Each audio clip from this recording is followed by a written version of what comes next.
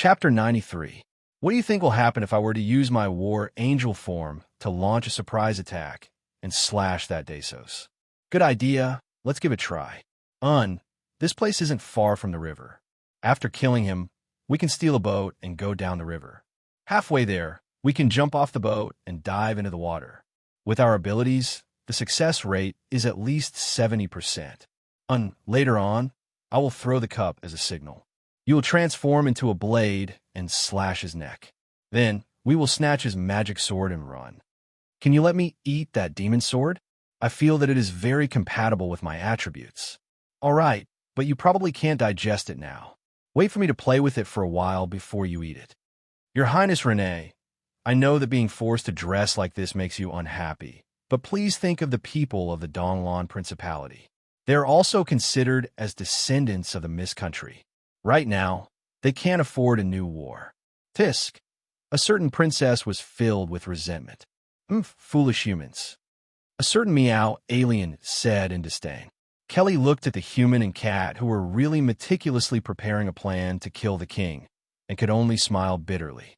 From a certain perspective, the reason why she followed along as a female official was because she was worried that the prince would be toyed with due to his resentment of being forced to dress as a female. The finance minister of the Ottoman Emperor held a cocktail party and invited Princess Renee to attend. Along with the letter, there was a note from the emperor. Your Highness, that day, perhaps it is time for us to have a talk. This concerns the future relationship between the two countries, so please come personally. A little girl who can't make the decision should forget about it. Under that day, a red bar was drawn to represent the main point.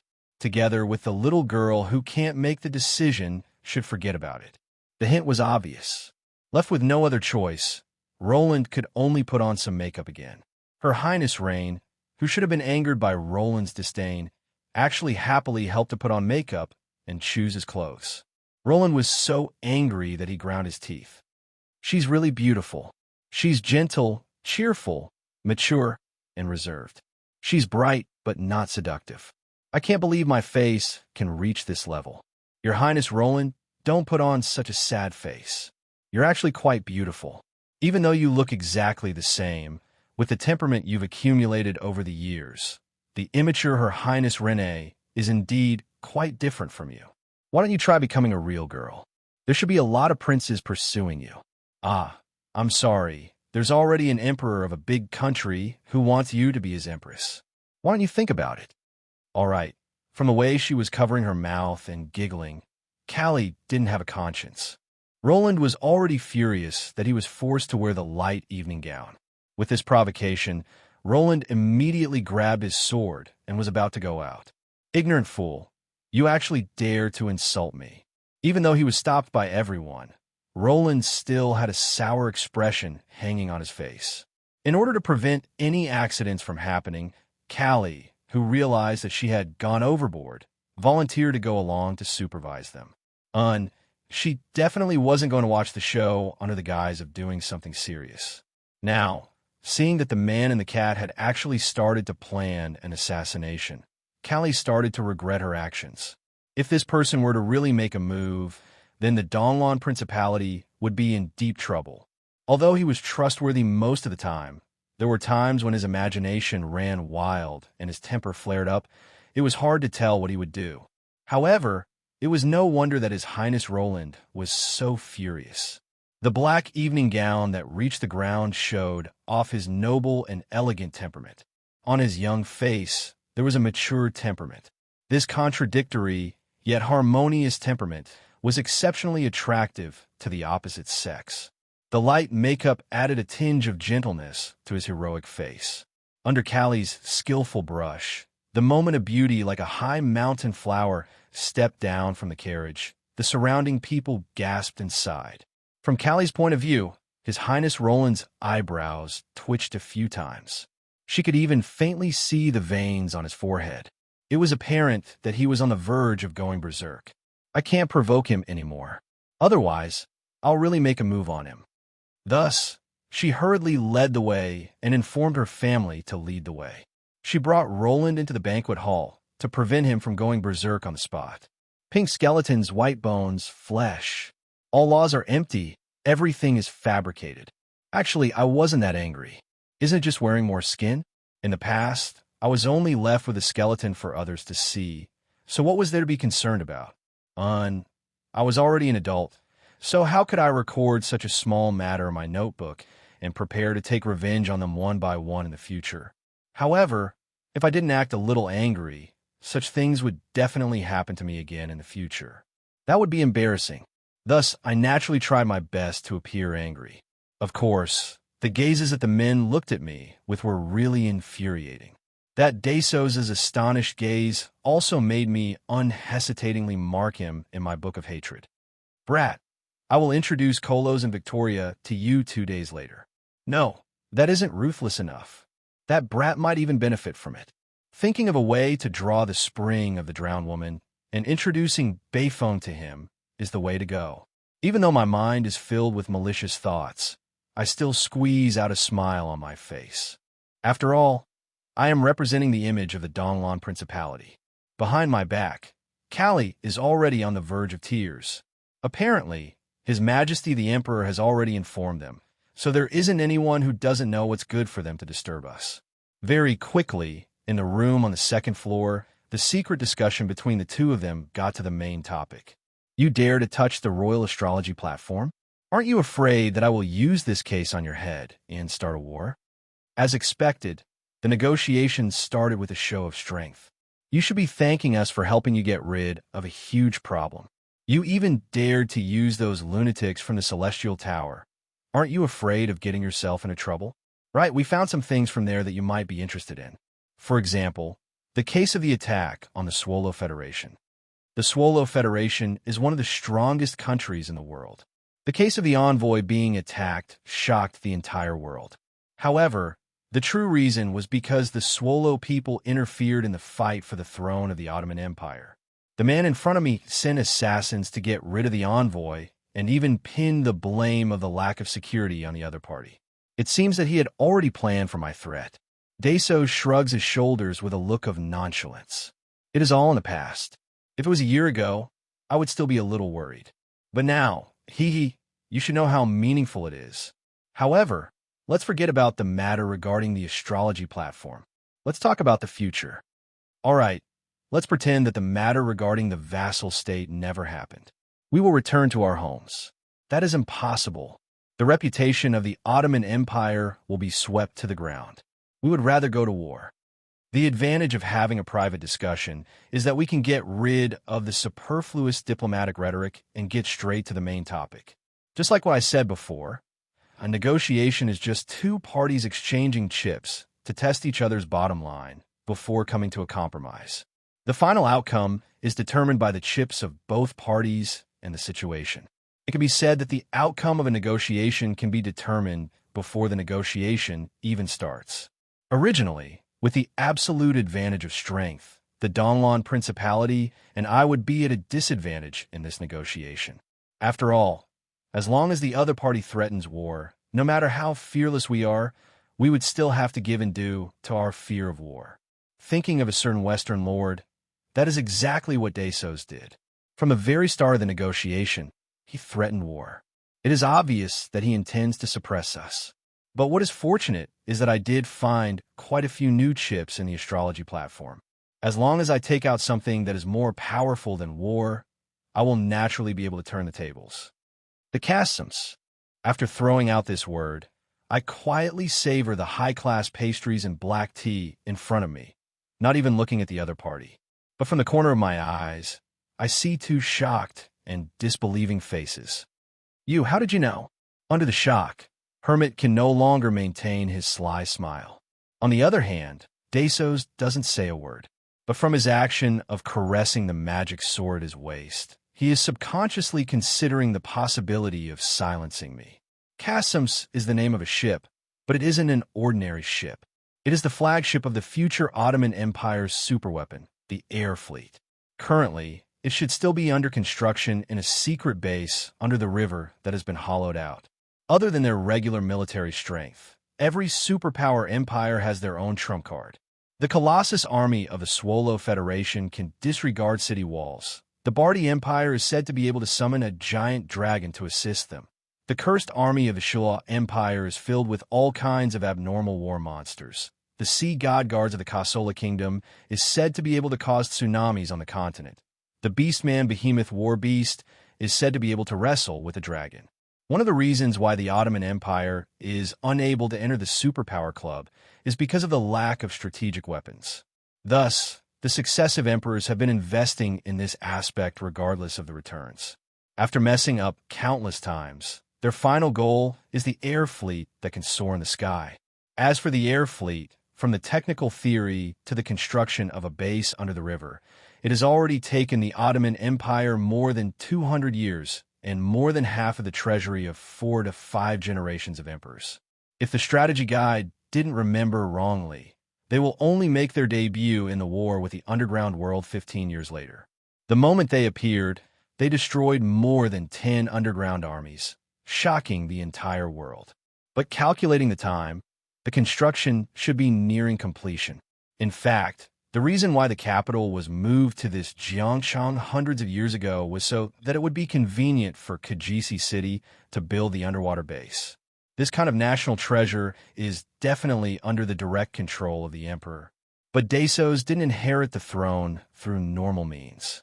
He wasn't even the crown prince in the past, so he didn't have the chance to know this secret.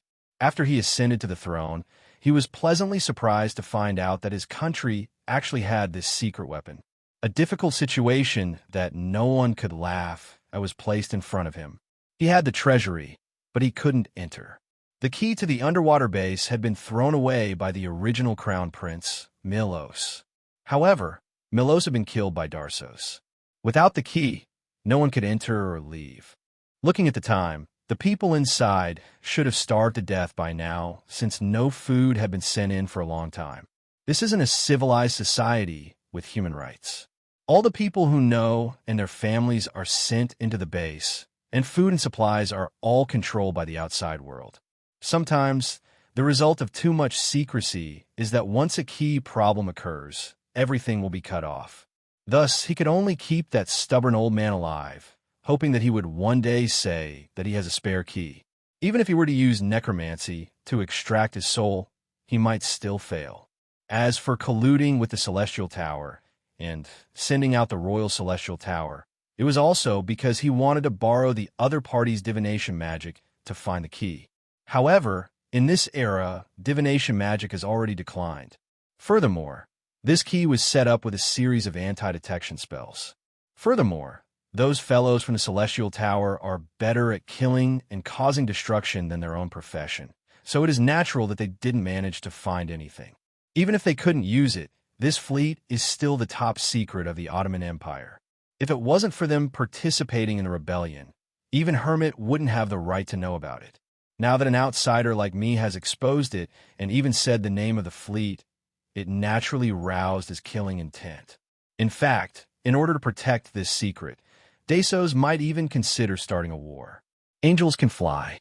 Putting aside whether the two legends in the secret room on the left can kill me in an instant, do you think that I would come and say it if I wasn't fully prepared?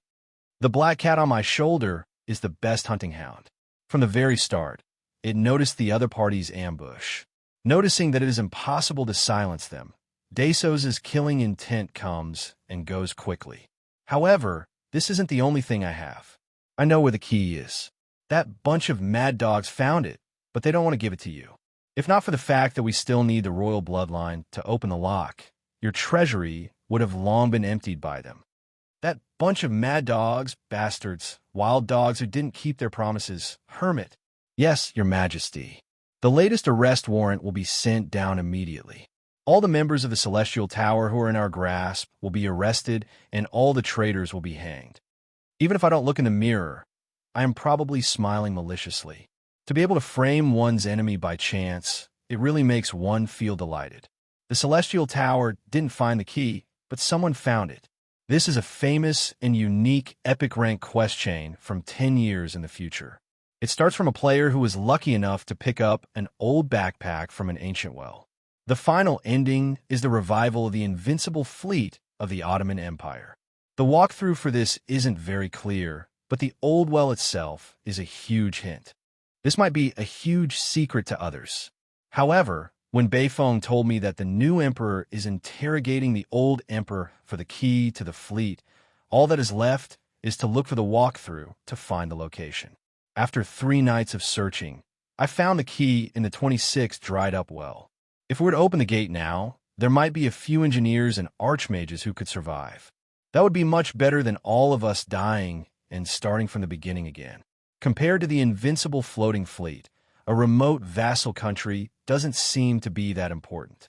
Right, if you intend to take a gamble and kill me to snatch the treasure, feel free to give it a try.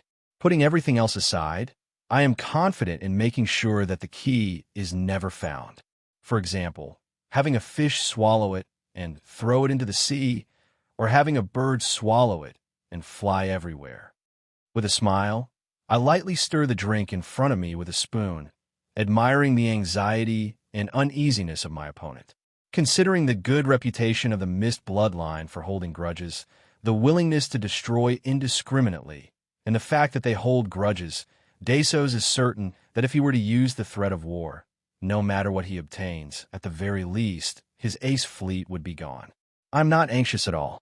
Since the chips are bigger than the other parties, the advantage is already on our side. The first to give in can only be the other party. Kelly and I smile as we sip our tea. On the other side, anxiety is written all over his face. His eyebrows are tightly knitted together. On one side, he is smiling while on the other, he is frowning. At this point, the situation is already clear. After a bizarre long silence, the king of Winter Wolf, who is clutching his forehead and sighing helplessly, finally gives in. I can allow you to slip away secretly. The final alliance ceremony and the list of vassal countries will have one less Donglan Principality. However, your country must at least care about our reputation and remain silent in the international public opinion. Furthermore, it must still be our vassal country in name. Vassal country in name. This is the bottom line of the Ottoman Empire. Otherwise, he will be unable to explain himself to the other allied countries. I nod my head and don't say much. I have already expected this bottom line. It isn't worth it to clash head-on here. I already have a way to circumvent it. The main point now is to fish for other benefits. That's not enough. Our country is small and weak, so we need the support of your country. For example, your country's micellar mithril alloy, your country's special war horses. All right, what's left is the time for a certain person to demand an exorbitant price. He is already so angry that he wants to kill someone, but because his lifeline is in the hands of the other party, he can only bargain. Of course, as a national treasure, the micellar mithril alloy, it is impossible to get his hands on it. However, the bigger the demand, the easier it is to bargain. After 4 hours of arduous negotiation, Dasos and Hermit deeply understand that bargaining with a woman is equivalent to digging one's own grave. Forget about that, Renee. That female elf official's patience is limitless. She grinds them down bit by bit, forcing them to flip the table before giving up.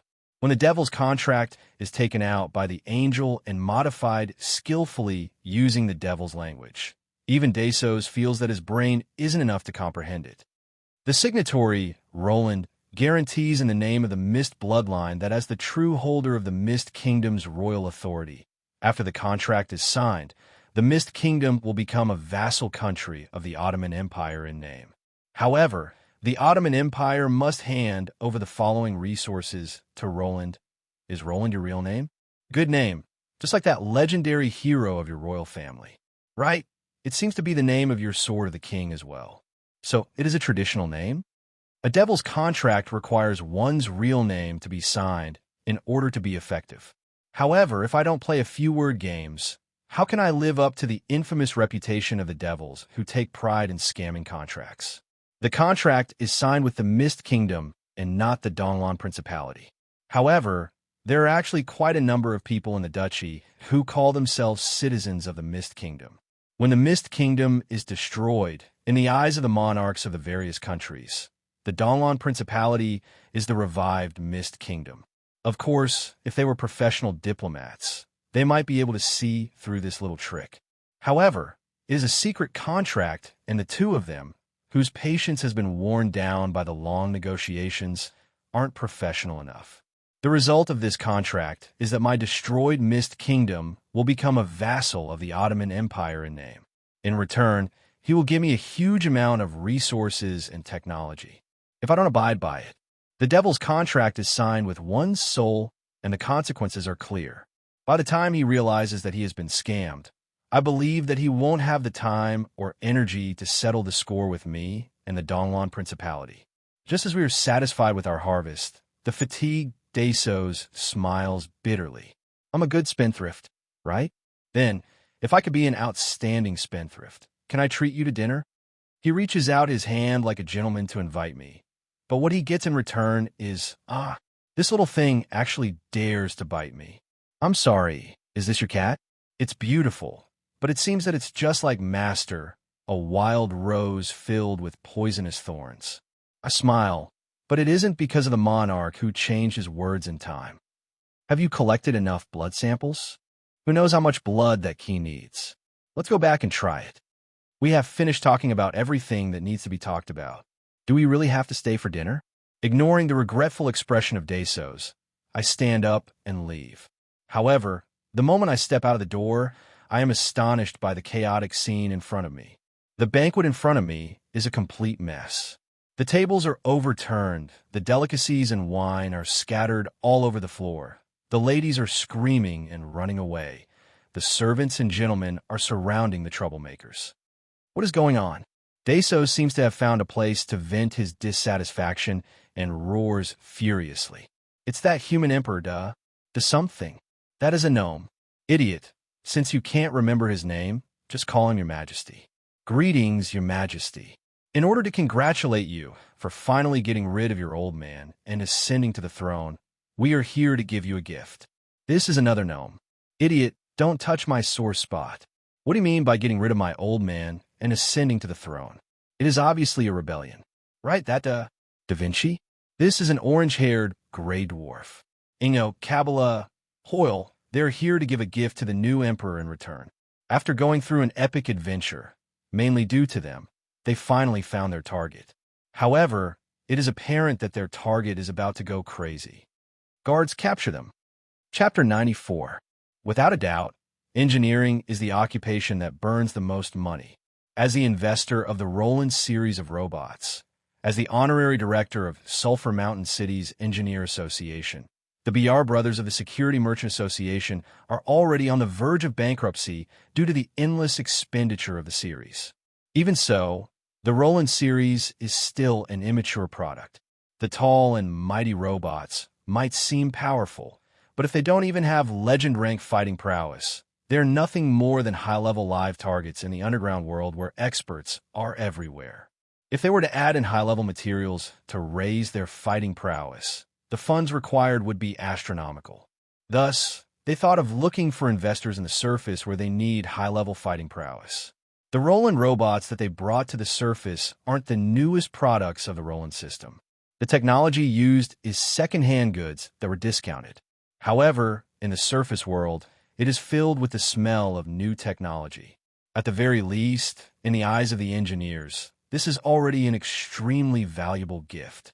Regardless of whether it is to gift a gift to the emperor of a huge country who is about to ascend to the throne or to the extravagant Ottoman Empire, as long as the gift is more valuable or novel enough, it is expected to receive an astonishing return. The Ottoman Empire's alchemy and engineering is also outstanding. If not, there wouldn't be an air fleet and magical machine dragons traveling in the future.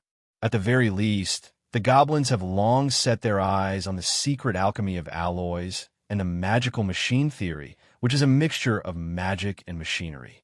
Their intention is to exchange for technology and resources. If that doesn't work, they can exchange it for some gold as research funds. This is a good idea.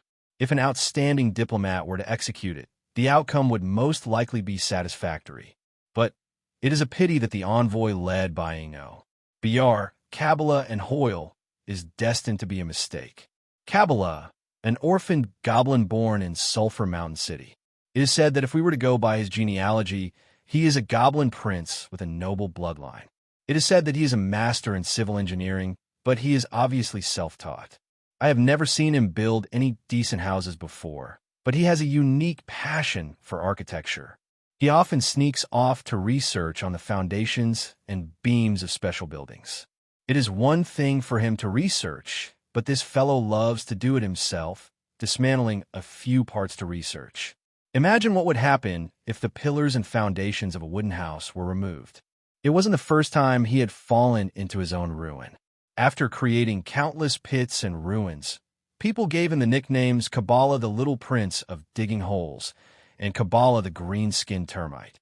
He was also the target of the town's security, and Kabbalah will come to your house tomorrow became a malicious curse. Fortunately, he had a good business sense and a rich family background. He had no concept of money for a long time, and he would always pay for it afterward without causing any personal damage. That was why he had been on the edge of prison all this time. There is no need to introducing O. He is a mobile alchemist bomb specialist. Even though the dwarf Hoyle is a blacksmith master, he is also an all-rounder in prostitution, gambling, and alcohol. He is also a famous saboteur. To think that the group of dwarves could come up with the idea of putting these three living treasures together as a diplomatic group to send gifts. The moment they arrived at their destination, the Ottoman Empire, the gambling addict Hoyle spent a few nights in various new casinos and lost a large portion of his travel expenses. On the other hand, Kabbalah dug up a monastery with 100 years of history and lost the rest of his travel expenses. Otherwise, he wouldn't be so poor as to steal ornaments from the trees by the roadside. They did go to the royal palace, but it is a pity that this group of fellows are incapable of negotiation. Overthinking things, they insisted on meeting the emperor before they were willing to hand over their gifts. In fact, they didn't even allow the rude guard to touch their treasures. Thus, this group of sneaky foreigners were almost mistaken as assassins with ill intentions. Their plan to send gifts was thwarted along the way. If such days were to drag on for a few more weeks, they might be forced to sell their gifts as scrap metal and scram home with their travel expenses. 2 days ago, when they found out that the hermit residence was going to host a ball and that the emperor was going to appear personally, they barged in with joy and delivered their gifts personally. However, as they didn't receive an invitation, they were obviously foreigners. Naturally, the guards wouldn't allow them to enter. In the end, the three dwarves fought against the entire hermit residence's guards. Due to their outstanding experience in chaotic battles and individual strength, the three dwarves had the upper hand. However, if they were to drag on for a while longer, the royal guards would come and deal with them as assassins. By then, it would be impossible to deal with them. Fortunately, Dasos came out in time. However, it was unfortunate that this group of lawless dwarves offended the target they were trying to please the moment they opened their mouths. Forget about the insincere compliments. The moment they opened their mouths, they touched the sore spot of the other party who killed their father and brother. Are you here to send gifts, or are you here to make enemies? Shaking my head, looking at the furious Dasos, I knew that if I didn't do anything about it, he would definitely go all out and execute the three of them to vent his anger. That wasn't something I wanted to see. Your Majesty, since they are here to send gifts, at the very least, let them present their gifts. At the very least, it would show off your magnanimity as the ruler of a large country. As though they didn't want to embarrass themselves in front of me, my persuasion with a smile seemed to have worked. Taking in 2 deep breaths, suppressing his emotions that were about to explode, Dasos nodded his head. Since Miss Renee has pleaded for you, I will give you a chance. Guests from a different tribe, state your identity and show your sincerity. After a discussion, the three dwarves actually started to use the lines that they had prepared beforehand. Since you have asked with sincerity, then we will be merciful and tell you. For enough. Speak clearly in 10 seconds. Otherwise, I will tie you to a stone anchor and throw you into the river. I was intending to listen to them, changing the lines that I wrote recently, but apparently, Dasos didn't have the patience. The Emperor's angry roar made everyone in the room lower their heads and tremble. We come from the Sulphur Mountain City of the underground world. We heard that your Majesty is about to ascend to the throne, So we traveled 1,000 miles to deliver our most precious gift. As expected, threatening his life was effective. The underground world? In the eyes of the human nobles, the legendary underground world is filled with demons, and massacres and wars are everywhere. It is completely different from a surface. Hearing that the goblin and gray dwarf came from the underground world, the faces of the nobles were filled with shock and disbelief. A flurry of discussion broke out. Cough, then let me see what kind of precious gift it is. Without a doubt, judging from the slightly raised eyebrows and the smile on the corner of his mouth, the residents of the underground world came from thousands of miles away to congratulate him on his ascension to the throne. This made Darsos feel that he was very proud. I heaved a sigh of relief. The creativity of this congratulation from 1,000 miles away is not bad. As long as nothing goes wrong, even if the gift isn't anything special, Darsos would still pretend to be satisfied. Most probably, he would reward them handsomely, and it would become a good story. Look, this is number 88's 21 miniature robot. It is also our gift to your majesty. From Cabela's bag filled with patches, I took out a tattered robot. It is a worn-out robot that could fall apart at any moment. It is only a meter tall, and its entire body is covered in green rust. Clearly, its parts were recycled, and it doesn't have the prestige and fearsomeness of the original. The flustered Ingo didn't explain his words clearly. What he meant was that the one he sent over was the large robot number 88. However, due to its huge size, he could only replace it with a scale model. This can be given to children to play with. This is an insult to the engineering standards of the Ottoman Empire. Our magic steam armor is already 3 meters tall. What is the meaning of sending this over? Does our emperor need a small toy? But obviously, in the eyes of the nobles here, it is just a few ignorant country bumpkins who sent a small toy to the emperor in an attempt to receive a generous reward. Look, he has a drill, a cannon, and a power backpack on his back. The technology is the most advanced in Sulphur Mountain City, and it should be of help to your country's engineering research. I hold my forehead. The misunderstanding hasn't been resolved yet. The more seriously Ingo explains, the more he looks down on the other party's engineering and industrial standards, making me even angrier. Z. Gotcha. Boom. All right, there's no need to explain anymore. Just like the other safety brand products, under the Goblin's adjustments, this scale model starts to leak electricity, then it starts to sizzle before exploding on its own. Enough! Is this the kind of gift you give to a king? Perhaps you all think that I am foolish for my benevolence. The unsheathed magic sword shines with a blood-red radiance. The emperor no longer intends to conceal his killing intent. The three of them stare at one another in confusion. Even though the gift is so valuable and number 88 is the crystallization of the underground world's engineering, why does the other party seem to be so angry that he wants to kill them? Finally, Kabbalah comes up with a devious idea. Since you aren't satisfied with this gift, let's find another one at the last minute. Lord, this is our gift. A gem with boundless charm. Audacious. How dare you? Looking at the gift that Kabbalah takes out from the sack, the Ottoman nobles fly into a rage. Those are some familiar gems, and they are even the decorations along the river. To think that these cheap gems of inferior quality that no one would pick up would be gifted to the highest emperor? Damn it, this is even more despicable than stealing a fresh flower from a girl's most beloved garden and using it to make a bouquet to propose to the original owner. I'm speechless at how they are courting death. Bickering with you all is a waste of my time. Fortunately, Darsos laughs out of anger. In the end, he shakes his head as though he doesn't want to bicker with these goblins anymore. Bring them away. Forget it. You all can leave by yourselves. Sulphur Mountain City?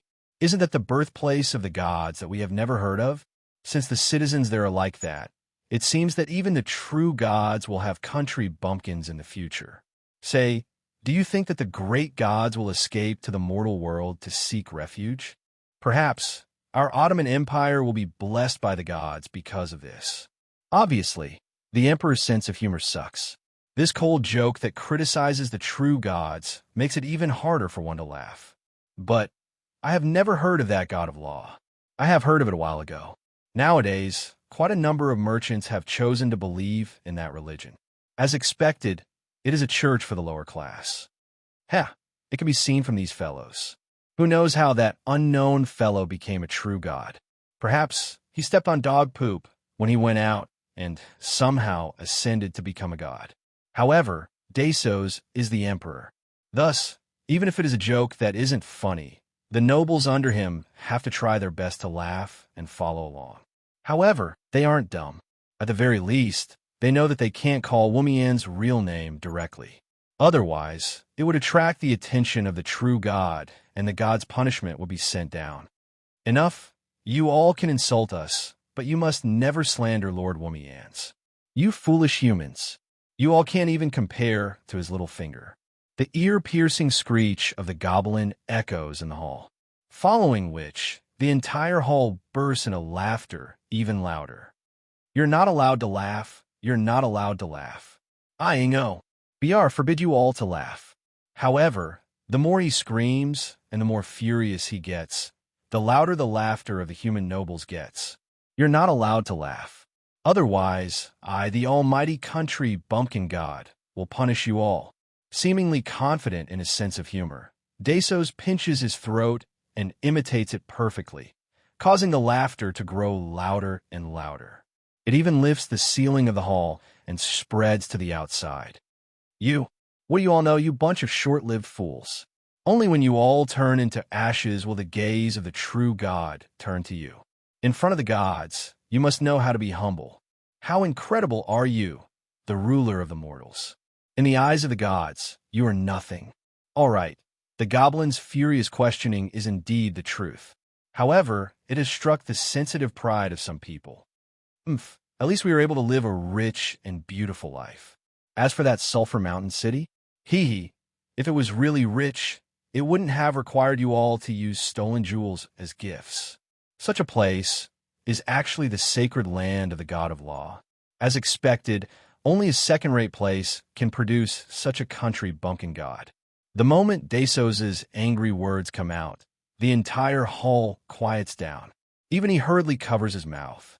Although he didn't mention his real name, and the true gods aren't able to sense it, if this slander were to spread, he and the Ottoman Empire would become the mortal enemies of the Church of the God of Law.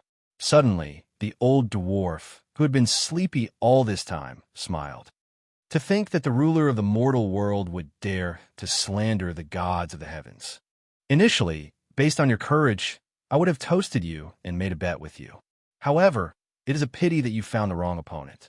Ingo, that brat has always been full of nonsense, but this time, he isn't wrong. Compared to Lord Wumian's, even if you're compared to the Lord Wumian's who is still in the mortal world, you aren't worth as much as his toenails. I have heard of the deeds of that person. Isn't he just a country bumpkin judge who suddenly received the recognition of the Order gods and ascended to become a god? It isn't wrong to say that he was lucky enough to step on dog **T. The battle between the authority of royalty and the authority of the gods is endless. Obviously, Dasos has no respect for the god of law, since he is destined to offend him. What's wrong with offending him a little more? The scene in front of me makes me surprised. If the town security or the judges of the Supreme Court are here to protect my dignity, I wouldn't be surprised at all. However, the bunch of bastards in front of me are perverted gentlemen who have been beaten up by the town security time and time again. Even with my identity as Wumian's, I have dealt with them several times.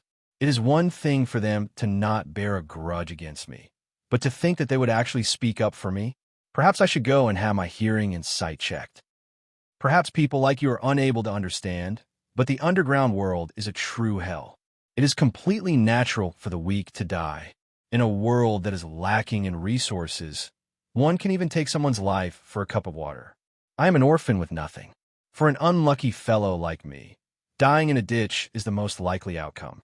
However, only Sulphur Mountain City would allow a weakling like me to survive. It even gave me a chance to learn architecture and rely on my own 2 hands to survive. Different from you people who are so rich that you can use jewelry to decorate trees, us unlucky fellows who struggle for our lives know how difficult it is to allow the weak to live on with dignity, to allow the strong to not rely on the flesh and blood of the weak to survive. In this world, the only one who can do it is that Lord. Kabbalah, who has been silent all this while, says, I dream that one day my descendants will live in a country that doesn't judge them by their race, but by their character. These words are carved on the city gates and plaza of Sulphur Mountain City. That year, everyone thought that it was the ramblings of a lunatic. However, that man spent more than 100 years, bit by bit, to eliminate the prejudice against his race and really achieve this dream. Can you imagine? The kind and benevolent dark elf knight, the peaceful and lazy undead warrior, the hard-working and friendly goblin lad. In Sulphur Mountain City, race isn't important. What is important is what you have done and what you intend to do. The old dwarf shakes his wine gourd and drinks half of it in a single gulp. O monarch of the mortal world, perhaps you can order your army to fight for you and let your farmers work for you. But can you not order the ordinary citizens to walk up the city walls of their own volition, to protect the city with everything they have, to throw themselves into a war that is absolutely impossible to win? That man did it. He made the city into a home that all of its citizens are willing to sacrifice everything to protect. For some reason, the battle against the demon count floats in my mind. Those adorable citizens who took the initiative to walk up the city walls make me smile every time I think about it. He is just a political expert. As long as I have enough time, I can do it too. Desos' face steels, but he still refuses to admit defeat. But at the same time, the ear-piercing shriek of the goblin reverberates in the hall once more. Emperor of the mortal world, you can see that we fellows aren't good people. A while ago, we were imprisoned in Sulphur Mountain City's jail due to certain matters. Due to the schemes of certain people, the walls of the jail were pushed down, but we didn't make use of the opportunity to escape. Do you know why? That's because you are cowards. Old Beer and I are both gold rank. Going by the words of you humans, we are transcendental masters, but the ones guarding us are at most a few silver rank. At our level, we can earn a living wherever we go. Why do we have to obediently stay in that city and be bullied by the juniors? The old drunkard laughs. That time, all those who escaped from the jail died. After the incident, it proved that the choice of those who didn't escape was indeed the right one. Those who do evil must be punished. Those who are guilty will eventually be judged, and only judgment can redeem the sinner. This sentence is hung in front of the stone tablet in the prison, but I'm afraid that people like you won't believe it. However, I can tell you that under that man's rule, this naive sentence has become the axiom of that city. The reason why we chose to stay in the jail is because we believe in that man's words. As long as we complete our punishment, as long as we don't touch the bottom line of evil, we can live openly in that city. As long as we commit a crime, we will be punished. As long as we are innocent, we can live openly. A gray dwarf like me isn't welcomed in any of the underground cities, and their gazes towards us are filled with suspicion. But in our city, no one will be prejudiced because of race. Emperor of the mortals, may I ask if you can do it? No matter how I put it, as a king, can you give your subjects a happy home where most of them are willing to give up everything for it? If you can't do it, then you can't even be compared to that person's pinky. Old drunkard, how can we do it? Don't you remember what happened to us along the way? If not for us having some tricks up our sleeves, we would have long been eradicated of evil and confiscated all our belongings along the way. That's true. Brother BR, I'm starting to miss home. Perhaps it's time for us to return. What the greatest king in 300 years, rumors really can't be trusted. He doesn't have the breadth of mind to accommodate others, doesn't have the wisdom to understand others, and is filled with jealousy and prejudice. I think this country will fall in his hands sooner or later. Emperor of the mortals, I know that you pray for immortality because you short-lived emperors are all like that. But I'm afraid that even if you really become immortal, you will just be a zombie that yearns for the mortal world. You will never be able to compare to that man who sacrificed everything to transform the world with the incarnation of law. Such a despicable human actually dares to mock the gods in heaven, mock the incarnation of justice. Should I say that the ignorant are fearless? Or should I say that the shameless are invincible? After which, the three of them carry the gunny sack and intend to leave. But this time, they aren't able to leave. Under a certain person's signal, the two legends who were lying in ambush in the secret room are already blocking their way. Insulting the emperor in front of him is a crime of disrespect. Lock him up in the dungeon. Let's see if that incarnation of justice of yours will come to save you. Looking at Dasos' steely face, I know that it's useless to say anything at this moment. Sigh. I have to check up on the information again. Where's the royal dungeon? You are really finding trouble for me.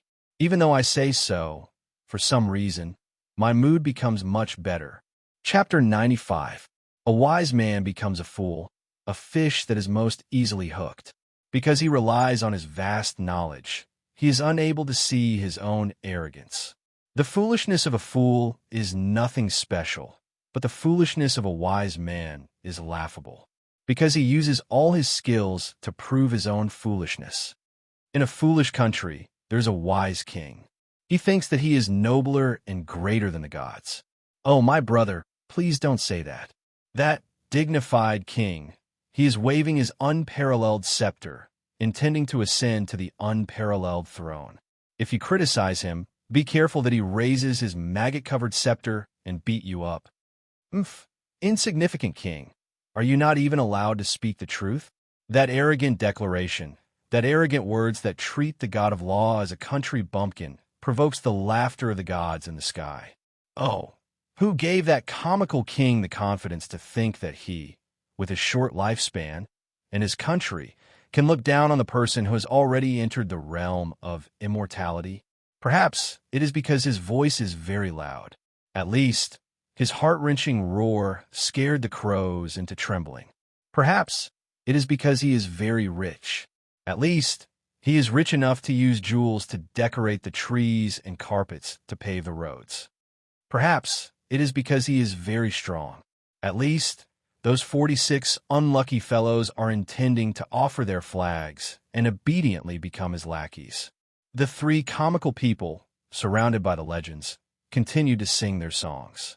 Ha ha, hee hee. The hall was already in chaos. Amidst the trembling nobles' crows, the laughter of the three dwarves became one. The emperor's voice is very loud?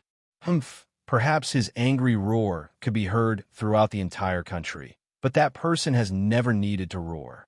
Even when facing a farmer who has nothing at all, even when facing the questioning of a noble semi-god, he would only take out his own codex, and Mance would explain to the other party the principles of our Sulphur Mountain city. Let us wait. Let the great time judge the weight of words. 300 years later, how many ashes will remain of that great monarch? Will his arrogant words have already become the laughingstock of history? And will that silent, undying one have already realized his own ideals and use his own rules to change the entire world? The emperor's kingdom is very rich. Oh, in order to keep up appearances, he extravagantly opened his own treasury, used jewels to decorate the trees, and used milk to irrigate the rivers. Our village judge was not so rich. He was so poor that he often overdrew his salary and had to write IOUs to the shops to prepare for tomorrow's bread.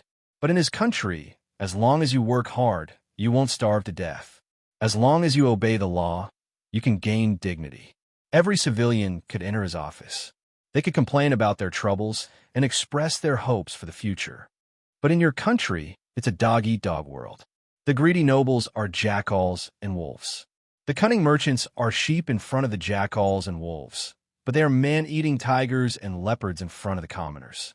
And you, great king, the supreme being who feeds on wolves, tigers, and leopards, have you ever been to the civilian area in the suburbs to listen to the lambs that are in so much pain that they can't live anymore, to listen to how they sell their children and abandon their children just to fill their stomachs today? The emperor's kingdom is very powerful. Oh, I heard that your royal guards are the elites of the Silver Cross, symbol of the silver rank, and that your voice can make the neighboring countries tremble? Then do you know that in the underground world where the weak are prey to the strong, even the golden triangle, symbol of the gold rank, are just cannon fodder under the flames of war? Do you know that we have just annihilated the demon count and his army that are comparable to a true god? We have also exiled the dragon queen that leads countless evil dragons. The beast king that has over 10,000 golden triangle guards has also been beheaded. We don't have the so-called noble nobles that protect our territory and subjects because our territory doesn't belong to anyone. Our city doesn't have an army, and as long as the shadow of war approaches our final home, every one of us is a brave warrior who is willing to risk everything. We have many enemies, but we have even more trustworthy friends. And you, great king, the emperor who is jealous of the gods, do you think that when you lose your crown and scepter, when your home is threatened with destruction, how many people are willing to sacrifice their lives for you? How many nobles will perish along with the country? How many allies will come to save you and not stab you in the back? The young emperor who raises the scepter of corruption. You think that you are a dignified king, but in reality, you are just a clown who is trying to please the crowd. The unjust who murdered your father and brothers. You think that you can look down on that person, but regardless of character or the meaning of your existence, you can't even compare to that person's little finger. The foolish king who is jealous of the true gods. You think that you are rich because you are strong, but in reality, you don't even know what true strength is. In front of that Lord, in front of true strength, please remain humble. You are because you are cool. In reality, you are ugly. You are a joke. All right. In the midst of their banter, Dasos' face has turned the color of pig liver. In the end, the three dwarves were all captured by the emperor's personal guards. Perhaps it should be said that they realized that they were no match for the emperor, so they unhesitatingly raised their hands to surrender. But someone perceptively sensed that this matter was far from over. Hoyle and the others didn't care about the country's situation, and they were bastards who were full of problems. But they knew who gave the citizens of Sulphur Mountain City a good life. So, even if you were a supreme ruler, as long as you insulted the benefactor in their hearts, they would still dare to scold you harshly. The human king who mocked the true gods, the dwarf gnomes and gray dwarves who mocked the king. In the eyes of the bystanders, especially in my eyes, this was a scene destined to be recorded in the annals of history. As expected, 2 days later, the situation had changed. The nonsense of the three dwarves has been turned into a comical bar tune. Now, many of the middle and lower class taverns and tea houses are singing it. It has already spread, and I'm afraid that it will be impossible to stop it. The general trend of history was indeed unstoppable, but the so-called general trend was formed by countless people and events. In the open and covert struggles of the country, the three of them were insignificant figures who weren't worth mentioning. But more often than not, it was these insignificant figures who did shocking things. There's definitely a mastermind behind this. Most of the lyrics are taken from the original words of those gnomes, and they've been edited and edited. The artistic level is extremely high. Our music masters and dramatists all say that this is probably the work of a master. They even say that perhaps this will become a masterpiece. Bishop Kolos of the God of Law has already sent an official note, requesting us to release the hostages as soon as possible and explain our disrespect towards the God of Law. The Church of Holy Lights Noel VI has expressed his dissatisfaction with us through an emergency channel and requested us to explain our disrespect towards the God of Law. What followed was a serious warning and concern from the churches of the 9 true gods. They are demanding an explanation from us. The royal guards have seized the giant robot at the temporary residence of the 3 fellows. That should be the gift that they intend to send out. According to the preliminary research conducted by the Royal Engineers Association, it is indeed very advanced. Many of its technologies are very helpful to our country's engineering research. But it is a pity that the gnome isn't willing to cooperate at all. I don't know who spread the news, but there are already people privately accusing the empire of biting the hand that fed them and mocking the emperor for not being magnanimous. The intelligence organization Midnight Rose has sent out a warning. Those groundless rumors vividly described how you murdered the previous emperor in order to ascend the throne. Of course, this is all slander, but your prestige has indeed been affected because of this. Following the spread of that malicious and sarcastic rumor, there are already people calling the emperor the foolish king who envies the true gods.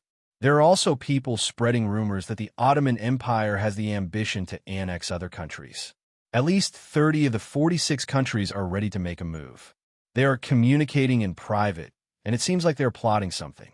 Bad news was placed on the table one after another. The pen was better than the sword. The young emperor was facing the most dangerous challenge since he ascended the throne. The invisible enemy in the shadows was the alliance of countless hostile forces, making it impossible for him to fight back even if he wanted to. It had to be said that, in a sense, Desos was indeed a virtuous king. At least under his rule, his subordinates dared to directly complain about the mistakes of the emperor and the various unfavorable situations without fear of being punished. Desos, you really went a little overboard this time. Everything else doesn't matter, but just because of a verbal dispute, you put the hat of despising the true gods on your head. You have incurred the hostility of the churches of the gods. You are really too stupid. As Desos' close friend and brother, only Hermit dared to speak ill of the emperor to his face. But at this moment, Desos' face was full of regret. Thinking back, it was indeed not his usual cautious way of doing things. As expected, staying away from women is the right thing to do. Beauty is harmful. Now that Desos thought back, the reason why he was so angry to the point of not choosing his words was more or less because Renee was by his side. Being criticized and ridiculed in front of the woman he admired and losing face, even a most cautious and humble person in the past could easily lose control of his anger and fly into a rage, not to mention the emperor of a country who had just grasped great power. There must be a reason for that contract. After all, it's written in the language of the demons. There's more or less a problem with the language of the lower realm. Language itself was magical. The language of the lower realm would incite negative emotions. The language of blasphemy in truth magic and the language of chaos and divine arts were language magic that used the language of the demons and demons in the lower realm. In contrast, there were alternative divine arts and magic that used the language of the gods and angels in the upper realm, such as the word of virtue and the language of holiness. Desos had stared at that contract for far too long. Unknowingly, negative emotions had already been incited in him. The magic sword itself would cause people to be inclined towards chaos. When he walked out of the room, his emotions were already extremely depressed and uncomfortable. It was only natural that he would lose control after being ridiculed in front of his face. It's too late to say all this. Things have already happened. Now I should think about how to make up for it. If it was just a slip of the tongue, it would be easy to deal with. But the weight of the heavy gift from the mocker had instead caused Desos to be labeled as ungrateful and narrow-minded. As that strange song spread throughout the entire city, it spread at lightning speed.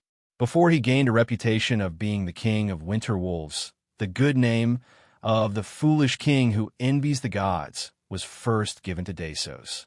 And for a feudal ruler, authority and dignity were more important than life itself. Reputation was sometimes equal to power itself. When an emperor lost his dignity and reputation, the major nobles under him would naturally no longer listen to his orders. All of this wasn't a certain person's scheme, but sometimes the accumulation of accidental factors would be far more fatal than the enemy's schemes. In particular, Desos and the Ottoman Empire weren't completely united. Although his father and older brother had fallen from power, the power they had left behind hadn't been completely uprooted. The major warlords and major nobles of the various territories were even more ambitious. How could they possibly let go of this opportunity to lower the king's authority and dignity without having to take the initiative? And those small countries that were forced to join the alliance had long been filled with resentment. It would have been fine if the Ottoman Empire had no flaws, but now that it had revealed a flaw, they would naturally attack together and look for an opportunity to break free from the suzerain and become independent. If it had been 3 to 5 years later, when Desos had stabilized his position, all of this wouldn't be a problem. But recently, Desos had been forcefully pressuring the alliance internally and externally, and he was already sitting on the edge of a volcano. Now that he had made a slip of the tongue and revealed a flaw, how could his opponents let it go? Thus, under the concerted efforts of all parties, the pub tunes and rumors spread rapidly, and all sorts of hidden dangers were detonated at the same time. Since we've already made a mistake, then let's go all the way. Lock those three into the highest level prison and don't let them see anyone. If they're released, it would instead make us look weak. Reply to Noel the Sixth and be more tactful. Just mention that I made a slip of the tongue and apologize. As for the Church of the God of Law, we've already thoroughly offended them, so just ignore them. As for the rumors, get the intelligence organization to create more inconceivable rumors to confuse the public. Even in the face of a disadvantageous situation, Desos' expression didn't change as he proposed a series of countermeasures. Although it was a strategy to mend the pen after the sheep had been lost, it was still appropriate. This, Your Majesty, Lord Hermit, I've just received 2 pieces of news. The civil official who suddenly ran and hesitated. It was obvious that it wasn't good news. Say it. What other bad news do you have? I'll take it. I don't know who spread that pub tune into the royal prison, but those goblins have been humming it all day long. Furthermore, those prisoners have also started singing along. They're all mocking me. There are even people who say that because of the incompetence of this generation's ruler, the Ottoman Empire is about to enter a decline. Asterisk smack. Asterisk, even though he knew that these were all superficial mockery from the losers, Desos still couldn't control his uncontrollable emotions. He hammered down with great force, and the expensive red Nama desk instantly split into 2. The room instantly became silent. After a while, the low voice of the emperor that was suppressing his anger exploded in the room like thunder. I got it. What's next?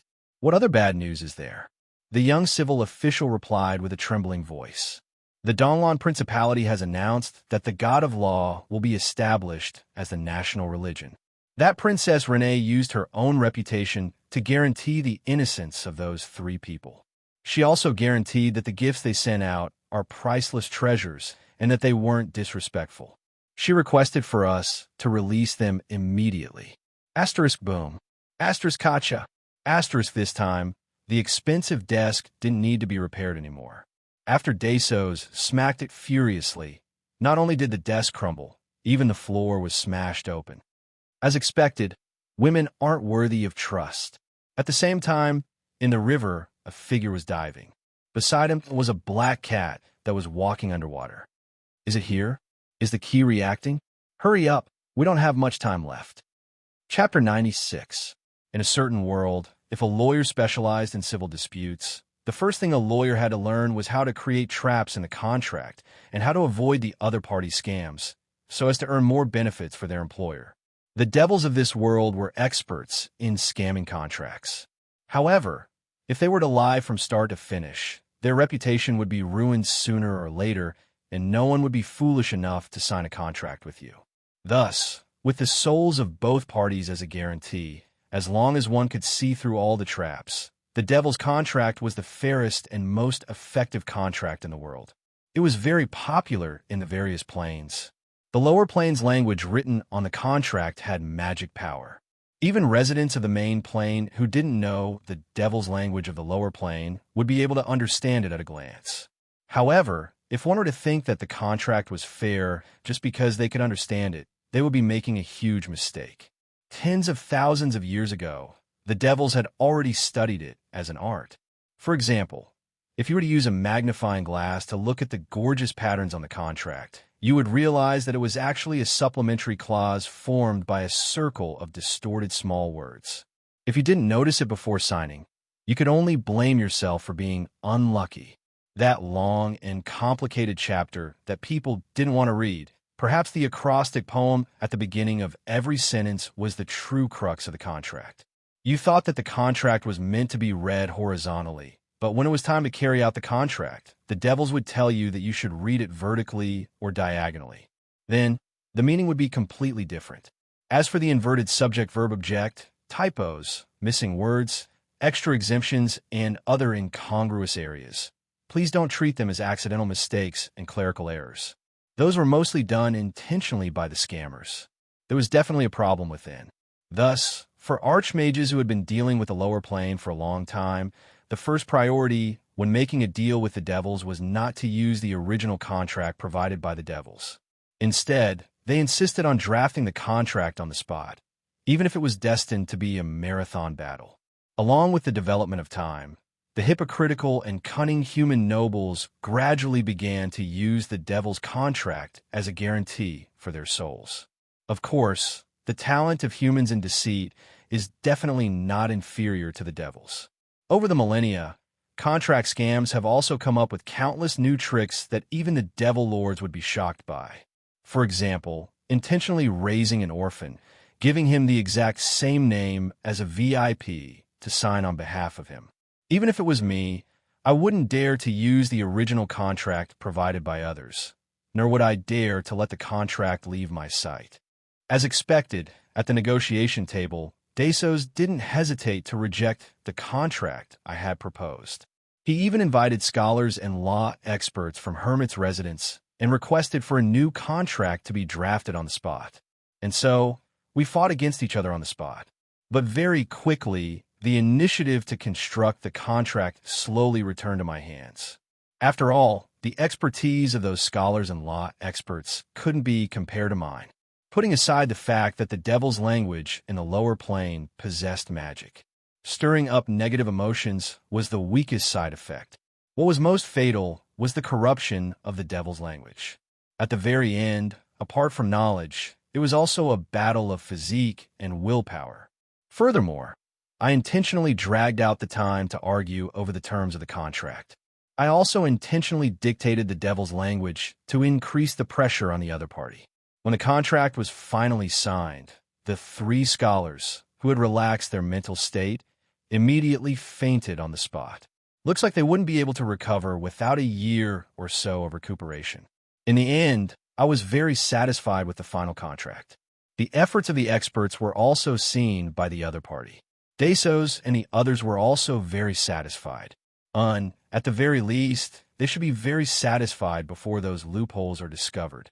Out of all of them, the one that I am most satisfied with is the condition of the two countries are not to launch any military threats or acts of war for the next 10 years. Without a doubt, this reassures the Mist country. If not for this condition, a few days after we exchange our bargaining chips, the weaker side would have to submit to Darsos's threat, and the contract would have been for naught. 10 years later, I didn't think that he would have the leisure to cause trouble for the Donglan Principality by then. Besides, as long as the plan went smoothly, who knows who would be the one causing trouble for whom. At the moment, with this secret contract, the Donglan Principality had truly obtained its freedom. That was also the reason why Rene and the others unhesitatingly chose to recognize the God of Law as the national religion after going back to the Mist country to negotiate and request the Ottoman Empire to hand over the three dwarfs. Without a doubt, this was equivalent to raising the flag of challenge to the authority of Desos and the Ottoman Empire. Furthermore, it was a vicious stab in the back right after the contract was signed. Furthermore, under the contract that was just signed, the Ottoman Empire wasn't able to do anything about it. I just kicked you in the back. What, are you going to bite me? Even with such provocation, the Donglan Principality is still fine. Looks like the rumor that the Ottoman Empire is strong on the outside, but weak on the inside is true. Perhaps that young emperor isn't even able to mobilize the dukes and marquises under him. Under the watchful eyes of so many enemies, the first person who jumped out to challenge the authority of the Ottoman Empire and wasn't slapped to death with a single slap would probably follow suit without any hesitation. By then, the authority of the Ottoman Empire would be in danger. This wasn't my conjecture. The changes in the situation over the past few days had proven everything. I was indeed the one who spread the lyrics, but I wasn't the one who composed the music. After all, I knew my own limitations. Even though my musical talent was stronger than Gria's, it had only evolved from the howl of a banshee to the howl of a lich. The effects of killing people were the same. Perhaps dying slowly would be a form of torture. Since composing the music wasn't something that I was capable of, there were now several variations of the music, such as a bar tune, an opera, and so on. The evolution of the music was far too quick. Without a doubt, there were people who took this opportunity to take action in the dark, intending to deal a heavy blow to Dasos' reputation. Dasos had the prestige of ascending to the throne and suppressing the 46 countries. How impressive was that? But this was doubtlessly a huge gamble. If he succeeded, the rewards would be tremendous, but would also bring about a huge backlash. This backlash included both internal and external. Judging from how quickly the music was composed and spread, as well as the high quality of the finished product, there was an 80% chance that it was the work of the major nobles of the Ottoman Empire. It would be difficult for other factions to find so many local musicians and dramatists to adapt the music. Then, they would use a large number of traveling poets to spread the bad name of the foolish king jealous of the true gods. In a feudal country, a powerful ruler was doubtlessly something that the major nobles didn't want to see. The Ottoman Empire had 2 grand dukes for dukes and 37 marquises. More than 70% of them had their own territories and people, and they were the local emperors who ruled over their territories for a long time. And in the future history, the powerful Dasos would find an excuse to take back 1/3 of the nobles' titles and confiscate their territories and wealth, creating a powerful, centralized country. This was also a historical necessity. When royal authority rose, the local nobles would definitely be suppressed. From a certain standpoint, the major nobles of the Ottoman Empire didn't do anything wrong. They had long since seen the ambition of the new king and had been looking for a chance to break out of this situation. On the other hand, 2 hours after the Dalan Principality made the request to protect the 3 people, 13 countries made the same request. Among them, 3 countries had even been vassals of the Ottoman Empire for over 100 years. Now, the 3 people didn't matter anymore. The envoys of the various countries didn't even know the names of the 3 people. However, this didn't stop them from protesting. These innocent, unlucky people had become the breakthrough point for the smaller countries to challenge the authority of the Ottoman Empire. As the envoys of the various countries received the authorization from the royal families of their countries, the number of people participating in the challenge would probably increase. This was undoubtedly the retribution of the Ottoman Empire for suppressing the smaller countries. No one was willing to become the subordinate of another country. Not only did they have to pay tribute, but they also had to serve as cannon fodder during the war. Since the situation couldn't get any worse, they might as well take the chance while the new king was on the throne. There was no doubt that during this period of time, Dasos' royal authority and dignity were being challenged from both inside and outside. However, the way he dealt with it was very memorable. Facing the provocation, he strangely remained silent. He didn't seem to have any intention of criticizing the Dalan Principality. Instead, he silently fulfilled the requirements of the contract and handed over large amounts of resources and technology to the envoys. He's admitting defeat just like that? Renee, Kelly, and the others were astonished. This was completely unlike the domineering emperor's style. However, in my eyes, Dasos hadn't changed at all. He was still a typical gambler. Currently, he was remaining silent. He was only throwing more chips into the gamble, intending to make the gamble even bigger. If he had intended a compromise, he could have simply released the 3 people. However, he maintained a strange silence towards the 3 people. He only silently endured the pressure and waited for a chance to make a comeback. Fulfilling the contract was only a part of it. According to our contract, if the Ottoman Empire fulfilled the conditions of the contract and paid us the resources and technology, then it would be my turn to hand the key to the underwater base to Dasos. A chance to make a comeback. The enthronement ceremony? When the time comes, as long as we bring out the floating airships. No, we don't even need the entire airships. Just a single airship, this unprecedented weapon of the era, would be enough to greatly boost our reputation and suppress all opposing voices. I could already guess how he would change the program for the enthronement ceremony. Military parades were always a good opportunity to show off one's military strength. At the climax of the military strength of all parties, the moment that new airship appeared, it would be able to suppress the restless major nobles and subordinate countries, increasing his authority by another level. The reason why I said that the emperor was a gambler was because while this plan sounded good, it was also a dangerous gamble filled with uncertainty. If the engineers in despair completely destroy their painstakingly created creation, the inside would already be in ruins. Even if the door is opened, if there isn't a single airship that can be completed in time for the enthronement ceremony within 3 months, it would still end up with nothing to show for it. However, his early fulfillment of the contract was a good thing for the Donglan Principality, which was in urgent need of resources. But for me, I had to hurry up. After all, I was also very interested in the treasures of the underwater base. At the very least, the technology of the floating airships could be said to be a priceless treasure that all countries would covet. Logically speaking, there should only be one entrance to the underwater base, which was around the pier of the abandoned bridge. However, that area had long since become the base of the Ottoman royal guards. The emperor's most trusted elite troops were stationed there, and there was also the semi-god dragon hunter Damos there to hold the fort. Not to mention entering, even getting close to it would cause great trouble. But at this moment, I was diving in the river in search of something else. Got it, it's really here. Even though I was constantly complaining, the multi-purpose cat was able to emit a faint glow underwater, making it easier for me to find my target. After 2 nights of fruitless searching, I finally found my target. It was the emblem of a white wolf on a rock wall. Although it was covered with aquatic plants and much of it had been corroded by the water, the malevolent image of the wolf's head was still vivid and lifelike. I carefully moved the wolf fang necklace closer to the emblem on the rock wall, but there was no reaction at all. As expected, the blood I got from Desos wasn't enough. Luckily, I was prepared. In a small pouch on my waist, there was a bottle of fresh blood that I had just obtained. Desos's father, unfilial son, there are blood-sucking rats in the dungeon. Get lost. Smelly rats.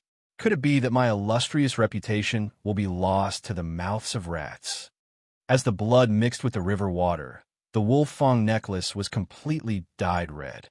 Finally, the eyes of the wolf head sculpture emitted a white light. Then, a black hole on the rock wall opened up, causing the water level of the entire river to slightly change. As expected, there is an underwater exit. Finally, I relaxed.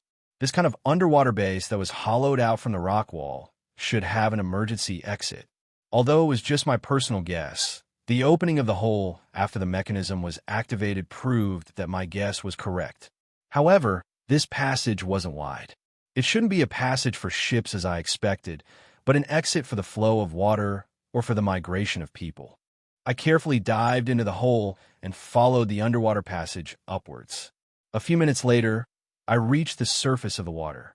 The moment I poked my head out, I hurriedly dived back down before I could even take a second look. No matter how much I thought about it, I still didn't expect this kind of result.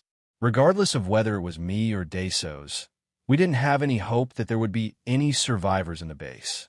After all, water and food had been cut off for more than a year. Even if they could make do with the river water, if they didn't have food for a year, no matter how I thought about it, they would have all died. However, with just a glance, I realized that we had guessed wrongly. Not only were there survivors here, the survivors were actually working hard to build ships. At the pier on the side, there were already 2 medium-sized airships docked. They are actually from the same profession. Looking at the number of low-tier undead, there should be an undead lord among them. Yes, although there were survivors, there weren't any living people. Most of the workers at the pier were skeletons and zombies. However, looking at the flesh on the zombies that hadn't completely decomposed yet, they had just become undead not long ago. Is it Prince Callison? There might be at least a saint-rank Lich among them. That will be difficult to deal with. Even if I ignore the undead, the small-sized and medium-sized magic statues at the pier wouldn't be easy to deal with either. As the most important military base of the Ottoman Empire, it would be unimaginable that it didn't have a defense that was armed to the teeth. Based on the information from the future, the Invincible Fleet in the future also had a ghost fleet. The commander of the ghost fleet was a high-level Lich named Callison. It was said that he was the younger brother of the previous emperor and the uncle of Desos. Back then, there were people who guessed that a great prince of a large country would become a Lich. What was even more ridiculous was that the Winter Wolf King actually gave almost half of the fleet to this undead. But now, it seemed that this prince should have given the fleet to the emperor instead.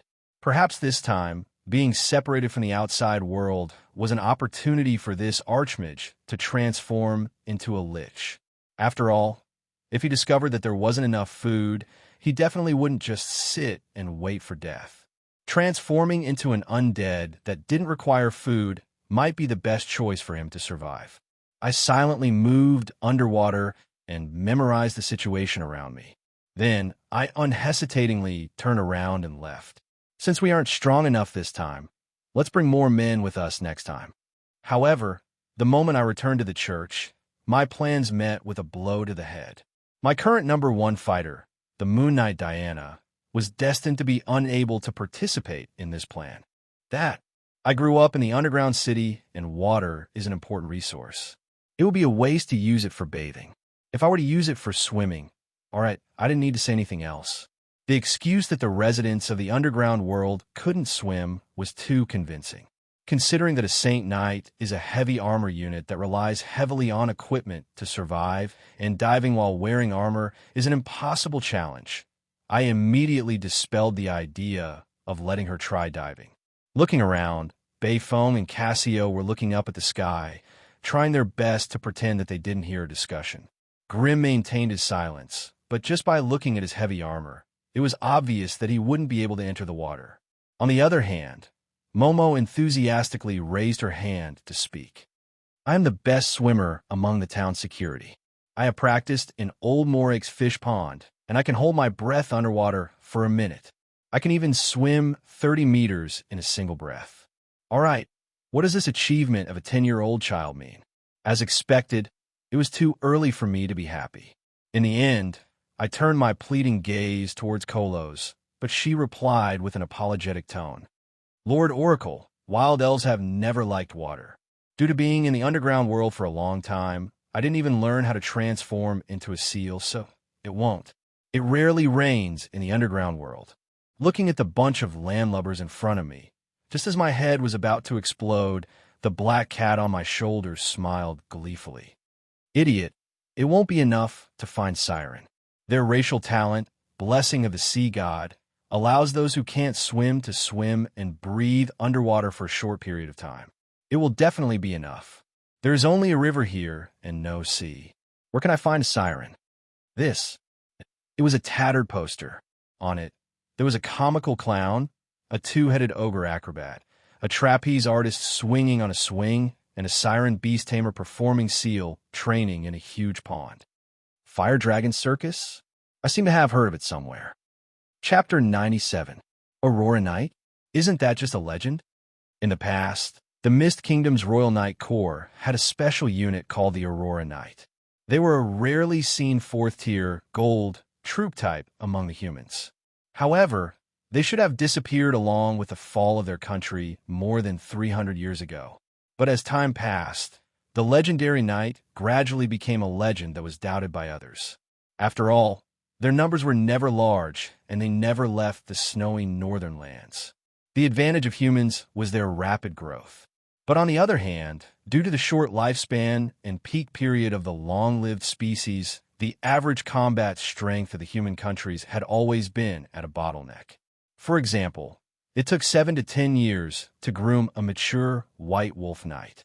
In other words, a rookie would only be able to become a qualified knight at the earliest of 17 to 18 years old. Then, by the age of 40, all aspects of a knight would start to deteriorate rapidly. It was impossible for a knight to serve for more than 20 years. The period between 28 to 35 years old was the peak period of a knight. After deducting the bonuses from their equipment, most of the ace knight would never be able to reach the 3rd tier in their lifetime. This was the reason why it was called the Silver Dignity. In most of the human kingdoms, a knight who had reached the silver rank would automatically obtain the lowest noble title. And those lucky ones who had successfully stepped into the gold rank would obtain the title of master in their respective races. This had already surpassed the limits of hard work and was destined to be the privilege of a small number of geniuses. The god of fate was fair. The more a warrior relied on their weapons and equipment, the harder it was for them to advance to the next tier. Comparing the humans to the other races, the humans were too far behind. It wasn't difficult for an adult elf to reach the silver rank. It wasn't difficult for an adult superior elf to reach the gold rank through hard work. Although the beastmen didn't advance very quickly with their outstanding basic attributes and racial talents, as long as the difference in their weapons and equipment wasn't too great, they wouldn't have any problems fighting against two beastmen of the same rank. However, the reason why humans were able to suppress the other races to become the hegemon of the continent wasn't just because of their large population, but also because of their extremely complicated classification of troops. Outstanding equipment manufacturing technology was also indispensable. Special, elite, ace. Every mature troop had their own unique equipment and tactics. Relying on the bonus of equipment, troops with an average of grade 2, bronze, could become the main force of each country. The Ottoman Empire was so strong and prosperous because of the White Wolf Guards with an average of grade 3. The Misler dragon spear that they were equipped with was indestructible after being infused with magic power. The explosive javelin that could be detonated once could withstand a full-powered blow from a low-tier gold-tier warrior.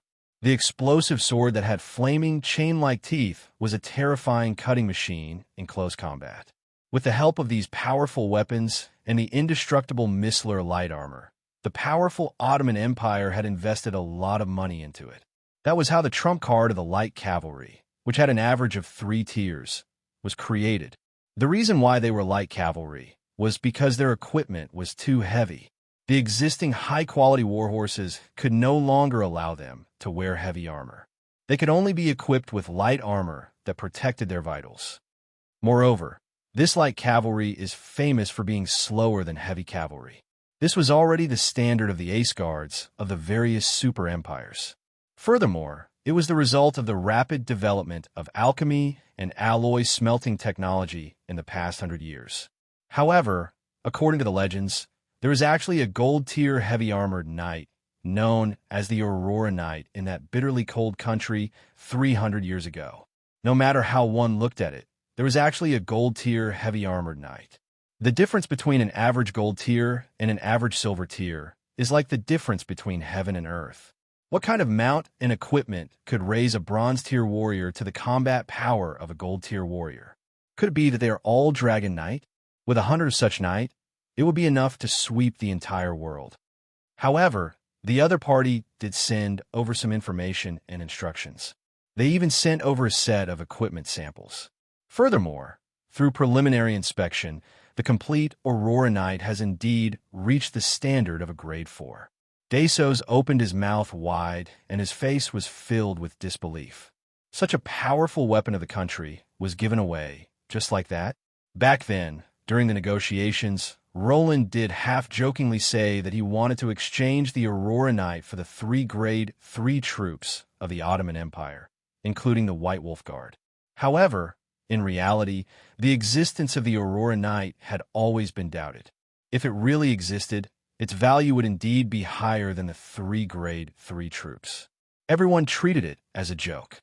Thus, back then, Desos agreed without hesitation. He even said that if he was willing to exchange, he was willing to provide 1,000 sets of equipment samples for each of the 3 troops. This was just a verbal promise meant as a joke.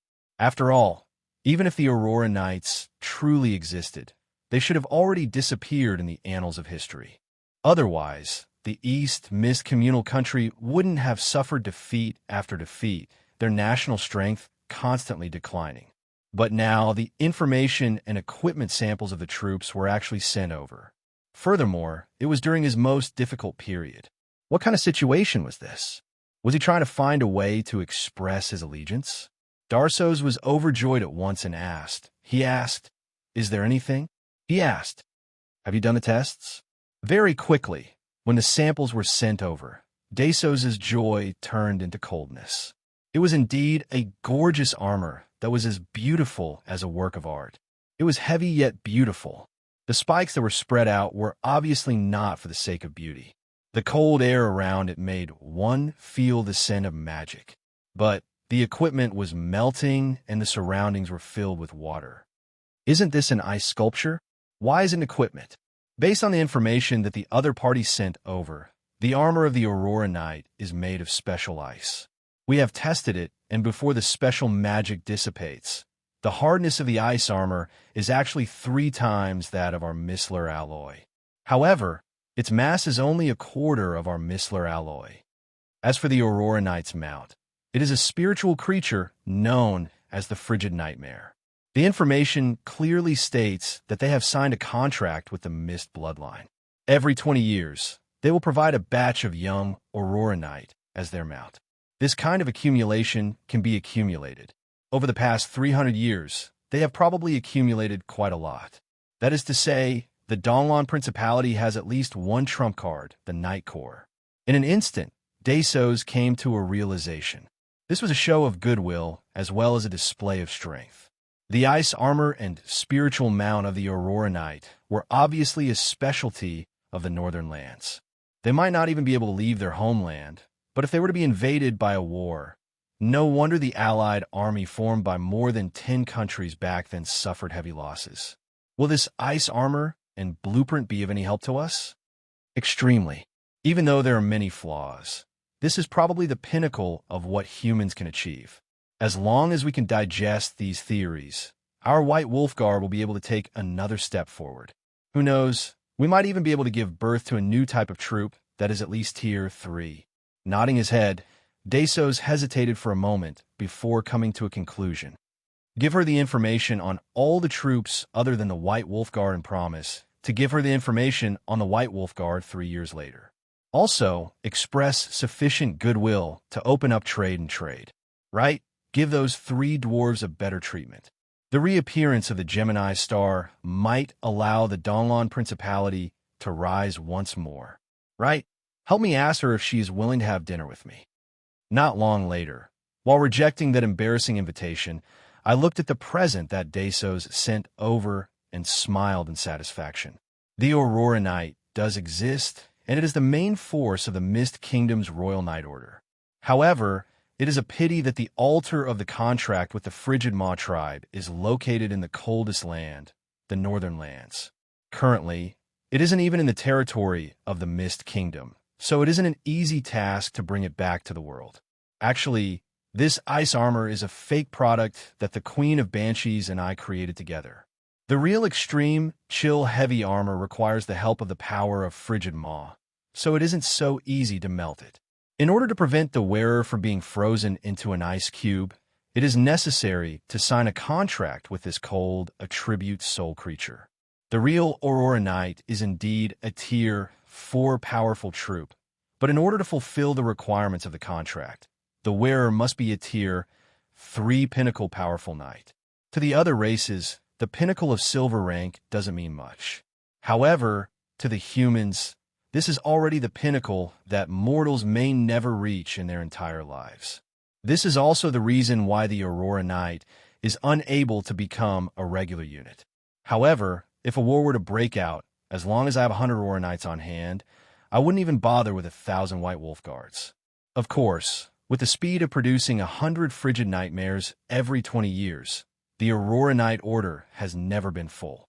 However, just thinking about the 300 years of not fulfilling the contract, there are at least 1,500 Frigid Nightmares waiting for the summons of the Knights in the Northern Lands. I can't help but feel tempted to send my troops to take back that lost territory. As for the information that I provided to the Ottoman Empire, I don't think that they would be able to create the Aurora Knight with just these things alone. The weapon information that they exchanged for could improve the alchemy and industry in Donglon, which has fallen behind this era by nearly 200 years. This is the most important thing. Besides, since I have slapped him in the face, it is time to give him some benefits. The contract isn't omnipotent. It isn't a good thing to completely stand on the opposite side of the Ottoman Empire. The most troublesome enemies are always those whose stances are unclear. On the contrary, it would be easier to deal with them if they really stand on the opposing side. At this moment, I don't have the time to bother about such trivial matters. The group of knight lads in front of me are full of energy, but they are obviously living like princes. Not long after the training started, they're already full of complaints. Hold on for me. After we finish the final training, there will be dinner. Without a doubt, the scene in front of me is a tragedy. Under the pursuit of a pack of wild dogs, the young knight whose hands are tied are squeezing out the last of their stamina to escape from the tiger's mouth. On the other side, Diana is supervising Princess Renee's swordsmanship training. Every single strike of her sword is methodical. The frigid nightmare is indeed a unique product of the northern lands. However, it is a kind of soul being. When a knight that lives together with it dies in battle, if the frigid nightmare doesn't choose to return to the snowy mountain, it will fall into a long slumber. Most of the time, it will reside within the relics of the night. If such relics were to meet a suitable knight, it is possible for the sleeping soul being to awaken and turn it into a new Aurora Knight. If the new generation of knight is related to the old knight by blood, the chances of them being recognized will increase greatly. This is also the only way for the Aurora Knight group to expand its membership outside of the usual supply. I still have quite a few relics of such knight in my hands. Initially, I didn't intend to take them out, but after hearing from Kelly that there are quite a few royal knights who are escorting the royal family here, I was tempted. 5 of them are at the pinnacle of silver, and the rest are just at the pinnacle of silver and bronze. This won't do at all. Even though I lack fighting prowess at the moment, if I want to become a glorious Aurora Knight, just relying on my bloodline isn't enough. If you want to inherit the strength and glory of your ancestors, you must at least show me your ambition. At the very least, you must prove that your life is tough enough. Thus, these few days, the knight's luck is really bad. After the physical endurance limit test, the expected lunch didn't arrive. Instead, a new test is right in front of us. Yawn! Big sis, stop splashing water. We have caught a cold. There's no cure for a cold in the summer. However, after getting my permission, Momo doesn't hesitate and splashes another bottle of ice water. In an instant, the faces of the 2 youngsters turn pale. Their eyes roll back and they faint. Then, someone pulls them over and paw them to wake them up before throwing them into the ice pool again. The sight before me is really unbearable. Kelly walks over stealthily and whispers in my ear. Sitting on the tip of a blade, stepping on charcoal fire, chasing after people like a wild dog. Now, they're drenched in sweat, yet they immediately soak in ice water. Is this training method really correct? I only see these children hovering between life and death, but I don't see them improving. Back then, Ferdinand didn't train like this. No matter how they train, in the end, they will still be forced to surpass their own limits. After they hover between life and death a few times, they will break through. Don't worry, back then, I received the purest royal knight training. She nods her head in disbelief. However, just as she turns around and takes a few steps, she seems to have thought of something and hurriedly runs back. I was almost fooled by you. Back then, you became a holy knight at the age of 10. How could you have received the complete royal knight training? At the very most, I only taught you the basics of swordsmanship. Don't worry, I'm a legend-ranked teacher who taught a semi-god. My teaching method isn't any worse than the traditional one. You can rest assured. Look, didn't Renee break through to bronze rank under my training? Renee's inexplicable breakthrough is indeed great news and an extremely convincing fact. Kelly doesn't say anything else. What she doesn't know is that I'm also filled with doubts at this moment. Why isn't she breaking through yet? Didn't that fellow Adam break through for no reason? Why don't we try meditating under the waterfall, fight until we are half dead to understand the universe, and tie weights that are heavier than our body weight to test our perseverance? Let's do it one by one. As long as we don't die, we will break through one day. Alright, bungee jumping is said to be a kind of stimulation to one's potential. There's also the extreme hunger training. I might as well stop them from having dinner for 10 days. One day, and asks Adam why Adam didn't teach her personally, but let her travel alone to train in actual combat, after teaching her the basic techniques. At that time, Adam hesitated for a long time before replying, not knowing whether to laugh or cry. I really don't know how to teach you. If we were to use the method we used back then, I think that if you aren't a cockroach, you probably won't be able to survive. Alright, don't ever look for your Uncle Bones to learn martial arts. Also, when he says that word, don't hesitate. Run as far as you can. That word, on its new idea, At this moment, I have a brilliant idea. Yawn. Who's talking about me? That's right, little ones, I have a new idea. Let's try to race the horses. You can tie yourselves to the horses and then give them a blow. Let the horses run with you. What? Afraid that you can't keep up? If you can't keep up, just drag on the ground a few times, and you should be able to catch up quickly. Back then, that fool and I used velociraptors. They're much faster than warhorses. It is hard to find velociraptors here, so let's make do with warhorses. We will die. We will definitely die. But it is a pity that the princess has already handed them over to this demon. No matter what, we can only follow to the end. All right, I have another good idea. I heard that a tattoo on the chest can stimulate one's potential. Why don't we give it a try?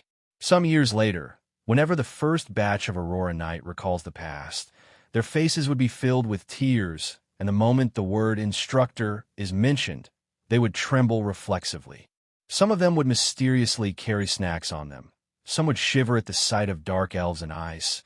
Some would mysteriously catch a cold in the summer and recover in the winter. Among the strongest group of Elder Knights, the most incredible thing was the tattoos on their chests. Some of them had tattoos of tiger, some of them had tattoos of a long-nosed elephant, and most of them had tattoos of 7 inexplicable scars. You are already dead. I have no regrets in my life. This is their battle cry that makes their enemies feel despair.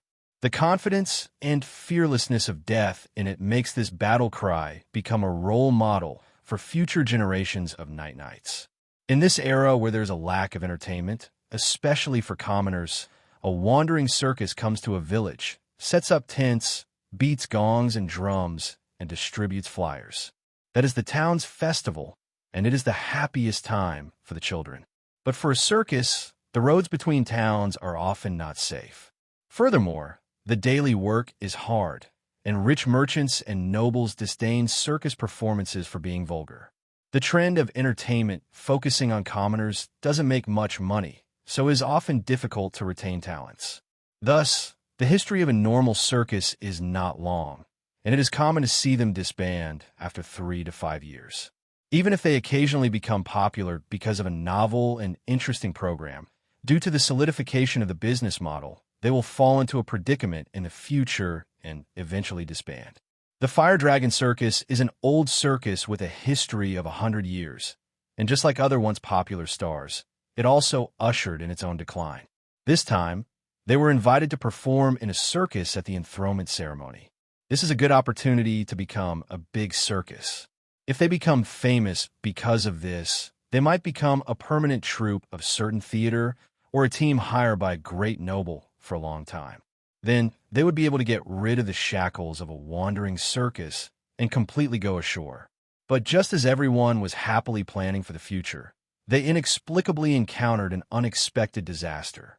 First, the original leader and star trapeze artist, Sangloa, was inexplicably seriously injured in training. Then, a series of training accidents occurred, causing the circus to be temporarily unable to operate. Seeing that the enthronement ceremony was imminent, the competitors, the Federo Circus, and the Flying Wings Song and Dance Troupe came to poach them. 2 of the original 3 pillars were poached, and the remaining Siren Beast Tamer caused a lot of trouble for the circus. Seeing that they can't even perform normally, and the family circus that has been passed down for 3 generations was about to disband, the seriously injured Asangloa almost couldn't take it anymore and directly died. And before he completely fainted, he passed on the responsibility of leader to the immature Little Milo. But unfortunately, even though Little Milo is working hard to maintain the family business, even though the old members are working hard to perform and taking the initiative to reduce their salaries, the day of disbandment is still uncontrollably approaching day by day. But today is a joyous day. There is actually a rich man who proposed to sponsor the Fire Dragon Circus. Little Milo is simply overjoyed. Hello, honorable lady. May I know your name? Are you married? Oh, that's great. Can I have dinner with you tonight? Just as he walked into the large pool, he heard a vigorous voice. Milo frowned. Although the Siren Tracy is the pillar of his circus, her natural charm has also caused a lot of trouble for his circus. Dear customer, the circus is not open now. Please don't pester the members. Ah, Just as he approached, the scene in front of him is very puzzling. The beautiful siren is in a daze at the side, and a half-dragon is chatting with a seal. And at the same time, a blonde holy knight walks over with a smile. Good day, Lord Milo. I am Roland. There are some things I would like to discuss with you. This concerns a large sum of gold coins. Are you interested? Chapter 98. A white fox walks out from the shadows. Its stomach rumbles with hunger. It hasn't found any prey for a few days now. The reason? He who is covered in precious fur has met with huge trouble recently. He and his tribesmen have met with the most dangerous enemy. Bang! I found my prey. All right. Following the sound of a dwarf's gun, a certain white fox suddenly falls to the ground. A short figure walks out from behind a tree. His entire body is covered in weeds. He seems to be in high spirits, obviously excited about this rare prey. But what follows after is the earth-shattering sound of sirens and sirens. You have guts to actually dare to poach in Count Carlock's private estate. Last time, you killed the Count's beloved-ass wolf dog. Today, you dare to hunt the Countess's favorite snow fox. You are courting death. All right. Following the angry roar are over 100 furious guards. Caught for poaching? That marksman? Originally, I intended to come to the Fire Dragon Circus alone today. But before I could even walk out of the door, I met the Draken who was getting ready to set off. Thank you for your care recently. I'm afraid that I will have to leave for a period of time. To be honest, hearing Beifing's words of farewell, my mood was as though I had eaten 2 caddies of apples in one go. I felt like starting a band in my heart. No matter how high I get, it just wouldn't end. You are leaving? That's great. Cough, cough, what a pity. Being stared at by Cassio's resentful eyes, I had no choice but to change my words. There's a grudge that I have to settle. Putting on his windproof cloak, the Draken intends to head out, but Cassio stops him. Big brother, if you have an enemy, just tell me. I will help you. Aren't you treating me as an outsider by going alone? Aren't you treating me as a brother? Casey, it is precisely because I treat you as a brother that I want to drag you into this. This is my personal grudge.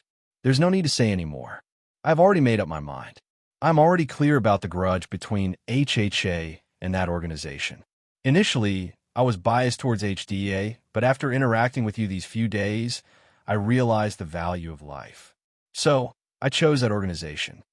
She listened for a long time, but did not understand, but the newspaper on the table seemed to be the culprit. The ace hunter of HHA, Happy Hunting Association, Laman's Copper Hammer, will be performing his ultimate skill of shooting arrows at the Fire Dragon Circus. All hunters are welcome to come and watch the scenery and exchange hunting experiences. No, absolutely not. It's enough that there's only me in this world. If you join the Benevolence Association, you'll be laughed at by all the hunters. Are you mocking me? Haha, big brother, didn't you tell me before that as long as I walk on the path that I think is correct, ridicule and contempt are just decorations for the ignorant? Big brother, don't say any more. I'm going to join the Benevolence Association. I'll accept this grudge. Since you have this determination, I won't say anything else. Come, let's work hard together for a better tomorrow for cute little animals. Ignoring the increasingly gay scene in front of me, I soon realized what had happened. The Benevolence Association is the abbreviation of the Benevolent Drool Association for animals. In most countries, they're an unwelcome rabid dog organization, just like the Celestial Tower. As mentioned before, the occupation of drool is innately connected to terrorists. The Benevolence Association is one of the most prominent among them. Their aim is even more radical than the Wild Bull Alliances against clothes, advocating returning to the origin. What they advocate is that all animals should have the same rights as intelligent beings. It sounds beautiful, but thinking about it, when the chickens and ducks you eat have the same rights as you, in the eyes of the Benevolence Association, wouldn't the existence of eating meat be equivalent to murderers? All right, towards murderers, the Benevolence Association will tell you what is called the wrath of nature. Without a doubt, this is a scam. Can you imagine a certain citizen eating meat and drinking alcohol in public, only to be sentenced to death by the Benevolence Association? Thus, when a portion of their members injure others in public, causing huge trouble, the Benevolence Association becomes extremely unpopular. Of course, such extremists are the minority within the Benevolence Association. Most of the members of the Benevolence Association are still able to tolerate other people eating meat for the sake of survival. However, when it comes to hunting that exceeds the limits of food consumption, they are absolutely unable to tolerate it. Thus, the natural enemy of the Benevolence Association is the HHA, an organization that carries out hunting activities for fun. Most of its members are outstanding hunters, and their goal is to challenge powerful or rare creatures. Due to the clash of ideologies between the two organizations, they have become mortal enemies in the long history of the HHA. At this point, I am completely shocked. It is one thing for a hunter like Beifeng to not join the HHA, but for him to actually join the Benevolence Association where most of its members are drool. What is he trying to do? Not only did he join, he even affected Cassio, who is also an archer, to join as well.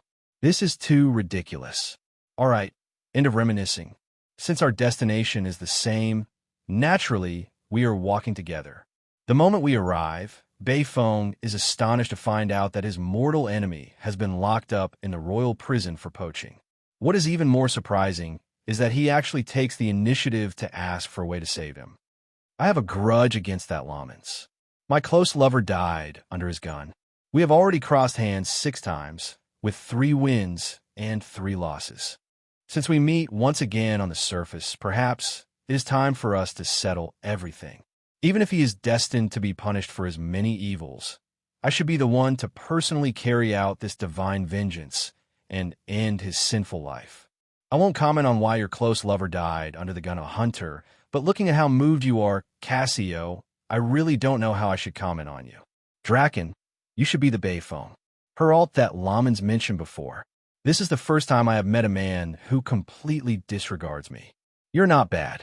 Siren Tracy does have the qualifications to say such words. Sirens are the symbol of beauty in myths and legends. The romantic affairs between sirens, sailors, and heroes are the undying classics of the bar. The Tracy in front of me is tall and elegant. Her pretty face is filled with a charming aura. Her green scales and dim yellow pupils do not detract from her beauty in the slightest. On the contrary, it adds a hint of exotic charm to her. Her slightly strange, vibrating voice has an indescribable allure to it. Sirens are creatures that possess a natural charm. Their singing is able to cause ships to lose their way and cause young sailors to jump into the sea. It is no wonder that she is able to become the most important pillar of the circus. Looking at Cassio's sneaking glances at her from time to time, the icy beauty Tracy is indeed full of charm. Furthermore, this young centaur has yet to walk too far down the wrong path in life. Lamans mentioned me before? What did he say? Are you sure you want me to say it here? There seems to be a child in front of us. The giggling Tracy was indescribably seductive. Cassio was unable to tear his eyes away from her cleavage, while Beifeng's gaze was still on the seal lady. If I were to allow Beifeng to continue pestering me endlessly, there would be no need for me to do anything. Thus, I directly took over the conversation and asked about serious matters. See God's blessing? I do have the ability, and I've even upgraded it before. I can turn 10 non-swimmers into swimming masters who can breathe underwater, but using this ability takes a lot out of me. Why should I help you? All right. What followed was undoubtedly the time to haggle. Initially, I thought that as long as I spent some money to help the Fire Dragon Circus out of its predicament, it would be enough. However, I didn't expect that the siren's way of thinking is different from humans right from the start. She doesn't care about this circus at all. The reason why she is staying here is because of her promise to the previous leader, and also because it is convenient for her to live in the human world with this identity. Unlike the mermaids who have a good reputation, the siren is famous for being fickle and cunning. The reason why she rejected the poaching of the other circus without hesitation is because the benefits the humans are willing to pay are nothing in her eyes, and she finds it troublesome to change locations. At this moment, since someone has a request for her, it is impossible to get the siren to work for them without paying a price. 2 things. Help me deal with a person and help me save a person. If you agree, I will help you. The person who will save the person, is that Lamans? Who is the person you want to deal with? Lamans is an old friend of mine. He was invited here to help me. It is indeed unjustifiable for me to send him to jail. A hateful person who doesn't know his place. He seems to be one of the nobles among you humans, a foolish weakling.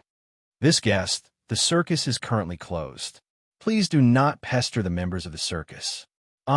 Perhaps our conversation attracted the attention of others. The leader of the Fire Dragon Circus, Milo, actually appeared.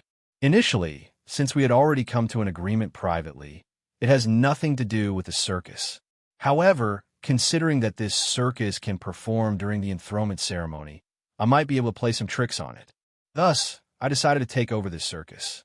However, what surprised me was that there was someone who was one step ahead of me. Lord Knight, Lord Count Karlach has already invested in the circus. He will be coming here to inspect today. Count Karlach? For some reason, this name sounds familiar. Tracy whispers into my ear. The person I want to deal with is that person. He is annoying and annoying. As long as you save Lamans and stop that fellow from pestering me, the blessing of the sea god is just a small matter. I hesitated. Saving someone is just a convenience, and it isn't a big deal. However, it isn't worth it to offend a count in the capital of the Ottoman Empire. Rather than going around in circles, it seems that it would be faster to suppress this siren directly. I would like to see who it is, to see who dares to snatch my woman. Just as I was about to reject him, an arrogant voice comes from outside the door. For some reason, I find this voice familiar. After a few seconds, a panting fatty walks in from outside the door. Who dares to snatch the woman I have my eyes on? I was wondering why this name sounds familiar. So, it is an old acquaintance. It is the Count with broken eggs. It is obviously Count with broken eggs. No matter what, he is still a Count. You must be polite. Count with half an egg. Have you eaten? To think that you can flirt with women. The priest you found isn't bad. All right. Ignoring the steel-faced Count who doesn't dare to flare up, I turn my gaze towards the astonished Tracy. We have agreed to the conditions. Let's postpone the matter of saving someone for now. We need your help first. I want to become a mage. In the end, I want to become the disciple of a true mage. If you are able to help me achieve this, I will give you the sword that my grandfather left behind. When I found Cain's granddaughter, I didn't know how to persuade this young lady who was born in a knight family who yearned for the path of a mage. Knight? My grandfather is a knight under the direct command of the royal family. Furthermore, he is a famous legend holy knight. In the end, what did he get? My old man put his life on the line for the royal family just to restore my grandfather's honor. In the end, he died on the battlefield. What did I get? Just the worn-out weapons and armor that my grandfather left behind? Cain's son, Slaysock Soria, in order to restore his father's honor, stepped onto the path of a knight. Back then, the royal family was impressed by the loyalty of the Soria family. Thus, they passed the weapons and armor that Cain used to Slaysock. However, before Slaysock could achieve his goal of restoring his father's honor, a new war broke out. In the end, what returned to the Soria family was only the armor and swords of the two knights. Do you want it or not? If it wasn't for the fact that you helped me pay for my school fees, I wouldn't even be discussing this deal with you. No matter how I look at it, it is an antique left behind by a legend. At the very least, I can sell it for a little more money. Recalling Cain's Valkyrie, I couldn't help but shake my head. I can understand Kathleen's thoughts. After all, the seniors who pursued the path of knight didn't end up well. Even if they used to be a knight family, it is understandable for the younger generation to want to change their path. However, to the older generation, it is a little too cruel for the armor and weapons that are the symbol of a knight's honor to be sold off as an antique. Uncle, your equipment isn't too bad. You should have some connections. Introduce me to a mage. A silver rank mage would suffice. If it really isn't possible, a bronze rank mage would do as well. This request isn't too high. However, as the successor of the legend Holy Knight family, is there something wrong with her? Indeed, I can introduce her to a mage. The law incantation user who followed Kolos from a church is a gold rank mage. He would definitely satisfy her request. However, at this moment, compared to the Swift Sword who is a woman but is wholeheartedly trying to restore her family's honor, I don't really feel like introducing her. Give me your arm and relax. Kathleen does as I say, and the information that comes along with it makes me click my tongue in wonder. Kathleen Soria. Race, half-elf. Job, LV-14 alchemist. Strength, 9, agility. 11, stamina. 8, intelligence. 14, will. 12, charm. 14. Racial talents. None. Everything else is normal. However, her identity as a half-elf speaks volumes. In the end, Slythok still managed to find an elf wife and a half-elf daughter. Even if he died in battle at a young age, he could still be considered a winner in life. Furthermore, half-elves are born with low strength and weak physique, so they aren't suitable for the path of a knight. Looking at the bun that intentionally covers her ears, recalling the laws of the nobles in this country, I more or less understand what is going on. Half-elf, if I can help you resolve your natural weakness, are you willing to become a knight? After saying that, Kathleen immediately covers her ears and takes 2 steps back in shock. She was initially confident in her disguise, but she didn't expect that she would be exposed the moment they met. Cough, don't worry. I know that if your identity as a half-elf were to be exposed, you would lose your title in the human kingdom. I am definitely not threatening you. Think about it. If you're willing to sign a contract with me to become a sorceress. Oh, if you are willing to become a knight, look for me. I will introduce you to a decent knight teacher. At the very least, your future won't be an insult to the glorious name of the Soria family. Of course, if you still insist on the path of a mage in the end, I will also introduce you to a gold rank mage. However, that would be purely a transaction. Don't count on it for the subsequent 3 packs. Chapter 99. In the pitch-black night, a black shadow is running. Sometimes he crawls on the walls using ropes, sometimes he leaps on the roof beams, and sometimes he passes through the pitch-black waterways. When the citizens look towards the source of the sound, they can only see the flapping of the black cape. The sentries that are stationed every 10 steps are meaningless to him. The fatal taps and spikes make him laugh. The patrolling guards are just decorations in his eyes. The high-bred hunting dogs with steel braces. Yep, this has indeed attracted his attention. The tall and straight curves almost make him forget about his mission. Yep, he is the justice of the night, the nemesis of evil, the undying hero, Batman. Cough, almost made a cameo. Yep, that's right, he is the legendary beast hero Bayphone. Herald. At this moment, when Bayphone nears the inner layer of the prison, he immediately puts on the sewer cloak and transforms into a mouse. Then, he swaggers into the prison. The security of the Ottoman royal prison is tight. On the sturdy walls, the Eye of Truth is patrolling. Illusions and stealth are unable to hide from it. On top of the towering mage tower, there is no lack of guards who take turns to watch the situation. However, as a legendary item, the transformation of the sewer cloak is a complete transformation of the physical body. The user's cell structure is completely transformed into a mouse. This isn't something that can be detected by a detection spell that hasn't even reached the 6th circle. To find out the difference between him and a real mouse, the only way is to check his soul. As expected, there is no reaction at all even after a few consecutive spiritual lights sweep past. However, the guardian animals that the prison has reared have noticed this intruder. Ah, look at my mouse karate. You newbies can't even compare to my 4 tortoise students. You actually dare to challenge me. You're courting death. After transforming, the Beastmaster Hunter's natural aura of intimacy with animals is ineffective. However, facing a strong enemy, the mouse actually stands up and performs a set of magnificent techniques. After a series of punches and kicks, the attacking cats and hunting dogs are all knocked unconscious. That pitiful falcon has even lost more than half of its feathers, like a featherless chicken.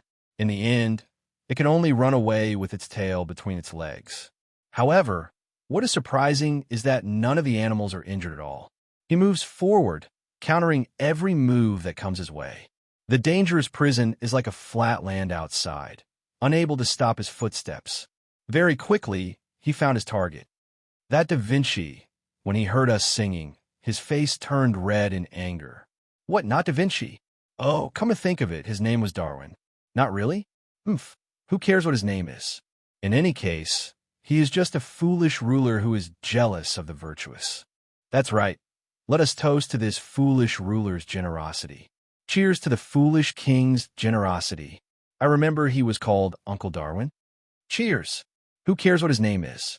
We've already scolded him so much, but he still sends us good food and drinks. Is he born to like being scolded? Ah, well said. Cheers to Darwin, who likes to be scolded. Desos was kind enough to increase the treatment of these political prisoners, but it seemed that they did not appreciate it. They enjoyed the good wine and meat, and scolded those who should be scolded. The glasses clashed, and beer foam with a strong aroma of alcohol splattered on the ground, causing the prisoners in the surrounding cages to sigh and drool in pity. However, no one dared to say anything. When they first entered, the prisoners intended to use this opportunity to threaten these dwarves to hand over their rations. However, after a friendly exchange, they knew that these dwarves were not to be trifled with.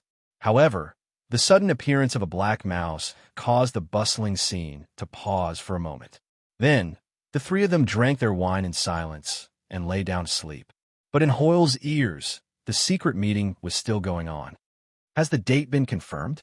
The day of that foolish emperor's coronation? Indeed, most of the combat forces should be on guard during the coronation ceremony. We can indeed cause a huge ruckus. This is our Roland number 88's control device. With this, we can directly tear down the walls and escape. Escape point? How thoughtful of the arrangements. Lamans? Oh, that gray-haired shield dwarf. I got it. We will bring him out. The password is Autobots. Transform and set off. How incomprehensible. However, we got it. As long as we hear this password, we will cause a huge ruckus. This time, we must let that foolish emperor know that even an old dog has two teeth. Dwarves may be short, but if he really angers us, we can still jump up and smash his knees. Pale Justice Attack Power, 20 to 25, Grade, Epic, High, Two-Handed Sword, User Requirement, Strength 12+, Holy Knight Job Ultimate Holy Flame. Deals 30 points of silver flame damage to chaos creatures, 5 points of silver flame damage to normal life forms. Perfect Courage. Immune to Fear type, Death type magic, and innate abilities. The user will always be in a state of high fighting spirit. This effect can be shared with 3-party members. Advanced Protection from Evil. Reduces the damage dealt by chaos creatures by 10 points. Judgment of Justice. Activates the power of judgment bestowed by the Soul Gem. After the Holy Sword hits a chaos creature, it will be judged. If the other party doesn't pass the judgment, it will be completely destroyed. Duration, 10 minutes. Usage, 3 times per day. The silver Holy Sword in front of me radiates a thin silver light, but it carries the holy light of order. After regaining its original body, this Holy Sword has truly returned to its original form. Although this Holy Sword is still unable to reach Legendary tier, as long as it is used against undead, demons, and other chaos creatures, it is basically a god equipment. Of course, if the opponent is a normal human, then it might as well be an excellent tier weapon. What I can foresee is that there will be no lack of undead and demons among my opponents, so I'm extremely satisfied with it. But it is a pity that the enemies I'm facing now don't belong to that category. Damn it, why are there fishmen in the river? And sea beasts? Diving alone, I intended to dive into the underwater base to investigate, but I didn't expect to meet with enemies. If it wasn't for that cat's timely reminder, I might have been pierced through by a whale bone underwater. But now, I am surrounded by fishmen wielding weapons, and there's even a demon shark swimming in the water. Behind the demon shark, there are actually 2 middle-level water elementals preparing their magic. Probably the moment I entered the water, I was targeted by the sea folk. Unknowingly, I fell into the trap set up by the other party. Could it be that the Ottoman Empire can bribe the sea folk to guard the waters? No, that is definitely impossible. It is impossible for the sea folk to listen to the commands of humans. Then, Alos. Yes, that is the only possibility. The ancient water elemental god Alos. Legend has it that she is the wife of the ancient sea god Stonevilla. Going by seniority, she is the ancestor of the current sea god Oswile. Just like the unlucky fire elemental god Erelavis, she is also sealed in a seal on an island. But judging from the speed of the rise of the magic wave, it is obvious that she has been released. And the ones who are able to do this are most likely the sea folk. In the whispers of the demons, the various countries were attacked by the tribes and elemental descendants under the command of the ancient elemental gods. Looking at the current situation, it is obvious that the one the Ottoman Empire has to face is the water elemental god Alos. There should still be another 2 years before the elemental calamity. There isn't this part in the history. Forget it. I should think of a way to return first before thinking about it. The fishmen who are drooling at me with their mouths wide open aren't in a hurry. They circle around me and provoke me with their spears, but they don't start a decisive battle. It is as though they are a pack of wild wolves hunting for a bull, patiently waiting for their prey to show signs of fatigue and weakness. The silver sacred sword can still be used underwater. But judging from the previous exchange, my physical strength isn't even a third of what it is on land. Furthermore, if I were to fight with my full strength, I definitely wouldn't be able to hold my breath. If I don't think a way to catch my breath, I might just die for no reason. And if I were to insist on escaping and reveal an opening, the whale bones with chains attached to them would probably turn me into prey. The barbed fishing net would also make me unable to move. Imagining the scene of me being stabbed with dozens of fish bones and harpoons, I can't help but shiver. To fight with the sea folk underwater, no matter how I look at it, it seems foolish. I can only try that trump card of mine. Thus, I sheathe my sword and smile at the fishmen who thought that their prey had given up hope and surrounded me. Incarnation of the sinful demon god. Endless magic power goes berserk. My chaos bloodline causes blue lightning to run amok in my veins. My originally white skin turns into a layer of boiling magma. The flowing blood turns into the surrounding seawater, which evaporates continuously. My green eyes become the focal point of lightning. On my arms and chest, magic runes start to appear mysteriously. At this moment, the Queen of Banshees has already turned into a pitch-black magic sword and is currently enhancing my magic power. The ice magic power causes the surroundings of the sword to start to freeze. Circle of ice. Placing my palms together, the ice magic power instantly erupts. Under the enhancement of my chaos bloodline, the initial 15-meter radius of the circle of ice doubles. Under the water, a flower of ice blooms with me as the core. The ice crystals start to spread under the water. As long as any sea folk touches the ice, they will be stuck and frozen. Freezing breath. The original 2-circle magic, frost breath, turns into the more lethal freezing breath. Following the growth of the ice, the freezing breath causes the water to suddenly turn cold. A few seconds later, the eyes of the fishmen who are still able to struggle roll back, and they freeze to death. The water elemental, who is slightly closer to me, even starts to crack. This horrifying scene causes the sea folk at the edge to retreat hurriedly. As for me, I don't have the leisure to look at my spoils of war. My magic skills are too lousy. Even with the enhancement of my chaos bloodline, I still need to chant incantations when using magic. The moment I open my mouth just now, cough, cough, cough, cough. The moment I climb out of the water, I feel my entire throat convulsing. I can't stop coughing, almost coughing out my stomach juice. Cough, cough, I drank a lot of water. I almost died just like that.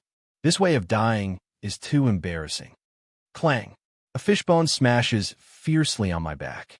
Although I feel a slight pain on my back, the whale bone fishbone is broken.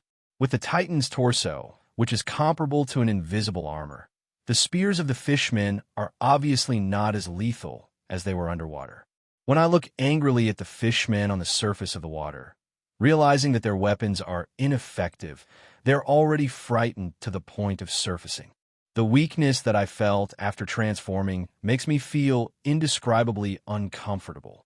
The river water that I drank makes me feel nauseous. It takes a moment for me to recover.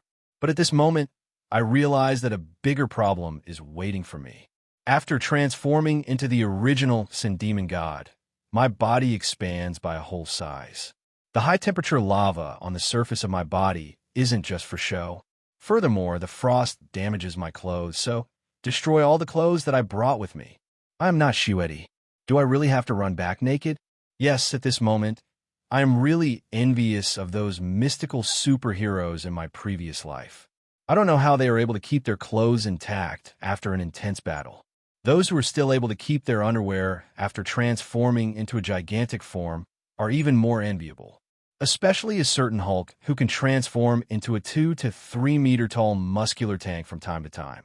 Yet his boxers are still as firm as before. After a long silence, I finally squeeze out a question that has no morals at all. Hello, Wheeze. Can you turn into underwear? Go and die. You just asked me to turn into underwear. I will turn into a pair of scissor underwear with blades and make you a eunuch. All right. Considering the authenticity of Heloise's threat and the safety of my little brother, after contemplating for a moment, I finally give up on this brilliant idea. Finally, I thought of an idea that isn't really an idea that can reduce the degree of embarrassment to the minimum. Half an hour later, a black carriage passing by the embankment of the river is stopped by a cute little child. The little boy only has a leaf wrapped around his private parts. His entire body is dripping wet, but he is carrying a silver greatsword. Uncle, can you bring me along? The weather's too hot, so I went for a swim. In the end, the tide rose and my clothes were washed away. Can you bring me to the Church of the God of Law? I hold the greatsword in one hand and cover my private parts with the other. Even if I don't look at myself in the mirror, just by looking at my burning face, I am definitely blushing from embarrassment. If it isn't for the fact that fainting would be even more embarrassing, I really want to fall into a deep sleep. Puffed. The moment a certain princess pops her head out of the carriage, she bursts into laughter. Hee hee. Roland, this reminds me of you when you were young. You were also so mischievous and loved to play with water. Do you still remember the days when Big Sister Kelly helped you bathe? Back then, you were also naked like this. Kelly, who was covering her mouth and giggling. That's enough. Since you're an older sister, don't you know that you shouldn't look at indecent things? Please don't stare down there anymore. Of course you can. Rolo, let Momo hug you.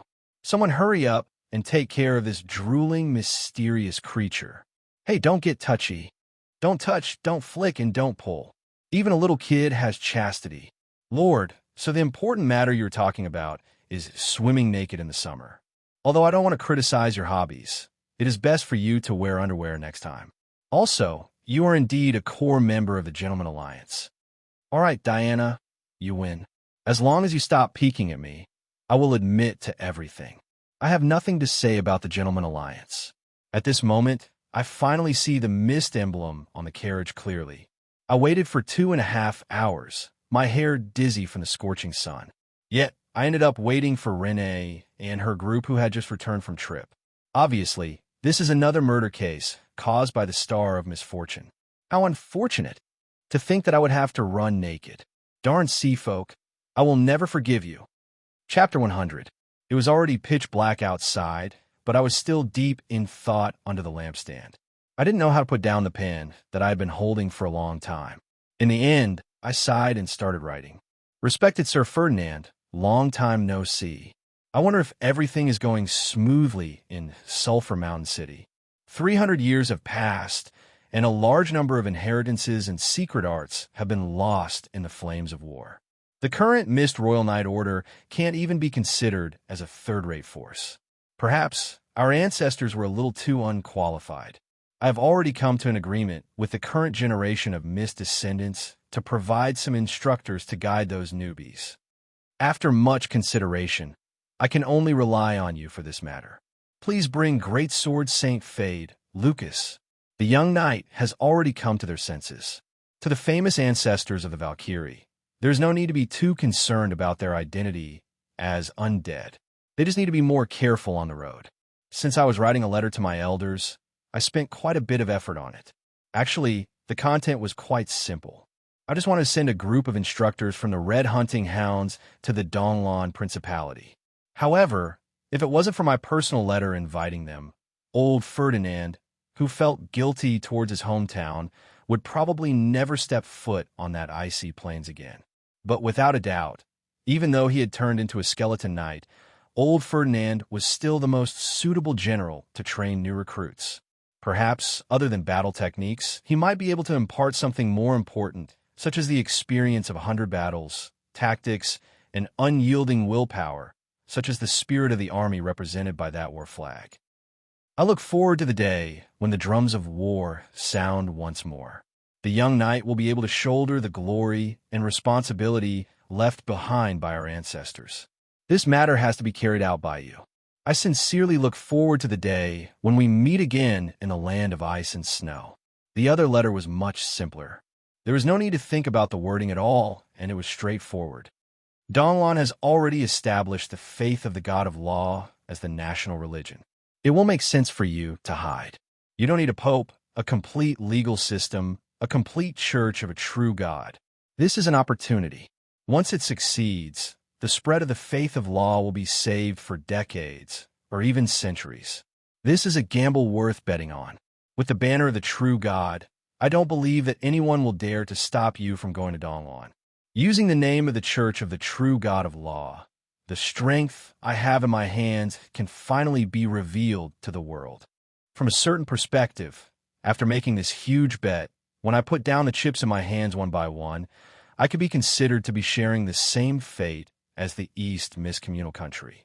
The matter regarding the national religion came much earlier than I expected. From a certain standpoint, this was both an opportunity and a challenge. If Donlon were to soar into the sky, the Church of Law would rise along with it. If Donlon were to be destroyed just like that, fine, we could still return to the underground. I sealed the 2 letters with beeswax. After thinking for a moment, I wrote another letter to Adam, who I didn't know was there. When I was done with everything, the last letter that I really didn't want to write, but I had no choice but to put on the table. Dasos, it seems that you and your country have met with a huge problem. If you don't handle this properly, the Ottoman Empire will become history. Perhaps you think that I'm just trying to scare you, but I will have to start from a bunch of fishmen. Indeed, I didn't expect that the ambush on me would lead to so many schemes and troubles. I will have to start from when I returned during the day. At that time, I wore a borrowed cloak and did my best to ignore the ambiguous smiles on the faces of the women in front of me. Instead, I focused my attention on the sea folk that appeared out of nowhere. The sea folk wasn't a single race. It was the collective name for fishmen, merfolk, shrimpmen, sea giants, and other intelligent underwater life forms. Most of them lived along the long coastline of the Achi continent. These underwater life forms couldn't leave the sea, so they lived in tribes and underwater kingdoms. The deeper the sea, the greater the pressure. The sea monsters in the deep sea were unimaginably strong. The weak were unable to survive in the deep sea. The living space of the sea folk wasn't limitless. There were quite a few scattered fishmen tribes along the coastline. However, as they couldn't leave the water for too long, they posed a limited threat to the life forms on land. In fact, their threat couldn't even compare to the invasion of a neighboring country. However, due to the aggressive nature of the sea folk, they basically had a natural hostile relationship with the various countries on the continent. Thus, even if I were to meet a red dragon in the river, I would still find it understandable. However, to meet a clearly organized sea folk was inconceivable. As the capital of the Ottoman Empire, just by looking at the surface of the river, Kajisi City wasn't completely defenseless. It was completely unimaginable that there would be a fishmen tribe living in the river. Fishmen, amphibious life forms that could survive in both freshwater and seawater, might exist along the river. However, a powerful fishmen tribe that could rear demon sharks would definitely not live in the river. After all, demon sharks are marine life forms. If they were to stay in the river for too long, they would die sooner or later. In other words, most of these fishmen followed the estuary in the opposite direction and arrived at this river town. This wasn't easy. All the cities along the river of the Ottoman Empire had their fleets. How could they not discover so many cities along the way? To think that they actually allowed the fishmen to come directly to the heart of the city? Why do they spend so much effort and take so many risks to come here? Could it be that they just wanted to take a look at this city and observe the enthronement ceremony? However, my doubts didn't last for long. Demon sharks and whalebone's bones? Harpoons? Are their fins white? Those are the fishmen of the white whale tribe. Since you met them underwater and even got attacked by them, they should be here to loot this city. Not long after I reached home, I recalled that Siren Tracy is also a member of the Sea Folk. It is said that sirens have a high standing among the Sea Folk. She might know something, so I sent someone to invite her over. In the end, just as I spoke a few words, the other party dropped a heavy bomb on me. Loot this city? Loot the capital of the Ottoman Empire? Has that tribe gone mad? They're not crazy. In the entire southern Bay Area of the Black Sea, the White Whale tribe is one of the top 3 super tribes. The Murlocs are only their vanguard. Depending on the strength of their prey, the Sea Snake tribe, Naga tribe, and Sea Giants will all come later. There might even be mermaids and sirens. However, it is impossible for them to attack the city. This is equivalent to offending the entire empire. Aren't they afraid of being surrounded by the fleets? You don't understand the Sea Folk at all. To the Sea Folk, they don't have to worry about offending anyone. The White Whale tribe is a famous hunting tribe, as well as a mercenary tribe. They can just leave after they have harvested enough. It is impossible for the continent races to catch up to them. Besides, do you think that without anyone guiding them, they would be able to come to this city directly? After pondering for a moment, I could smell the scent of a conspiracy. The fleets along the way didn't notice them? Most probably, someone is controlling the fleets and pretending not to see them. Or perhaps, the Sea Folk might as well attach themselves to a normal merchant ship and have a smooth journey. As for the motive, that is even more obvious. If the capital were to be attacked by outsiders on the same day as the inauguration ceremony of the new emperor, Dasos' position as the emperor would be shaken. Tracy says with a face full of disdain. That darn fatty is involved in this plan. Since he is so afraid of you, you can go and ask him. Lord Eggbreaker? He's involved in it too. I'm a liaison sent by the White Whale tribe. However, he kept pestering me, making me unhappy. So, I placed a charm curse on him, causing him to unknowingly do something foolish and become a eunuch. However, the weird thing is that he seems to have recovered. All right, everyone's eyeballs almost popped out. The Tracy in front of me actually didn't deny that she is a spy for the Sea Folk. The nonsensical mission that I accepted back then is actually related to her. However, the plan seems to have failed, so I took the opportunity to leave the White Whale tribe. Failed? Isn't it already a success? The other group of people I was in contact with was suddenly killed, and their lair was also burned. Without the guidance of humans, it is impossible for the White Whale tribe to come to this city through the waterway. Furthermore, they wouldn't care about the reason for the failure. If I were to return to the tribe as a failure, I would only become the seasoning for the tribe chief's afternoon tea. Clutching my forehead, I vaguely guessed what had happened. Right? Those people who contacted me are wearing rings with stars and eyes on them. Many clues are placed in front of me. Just by thinking about it, I understand what happened. Just like how Dasos is guarding against the Celestial Tower who helped him rise to power, the Celestial Tower isn't completely on Dasos' side. They colluded with the White Whale tribe and the nobles who are against Dasos. Clearly, they're betting on both sides.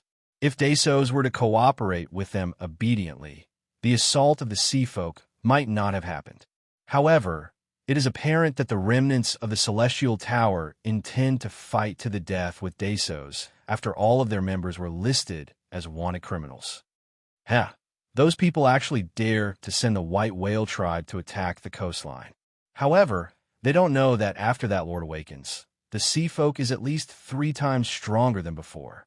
When a huge wave hits, they're unable to stop the waves from breaking through their defenses.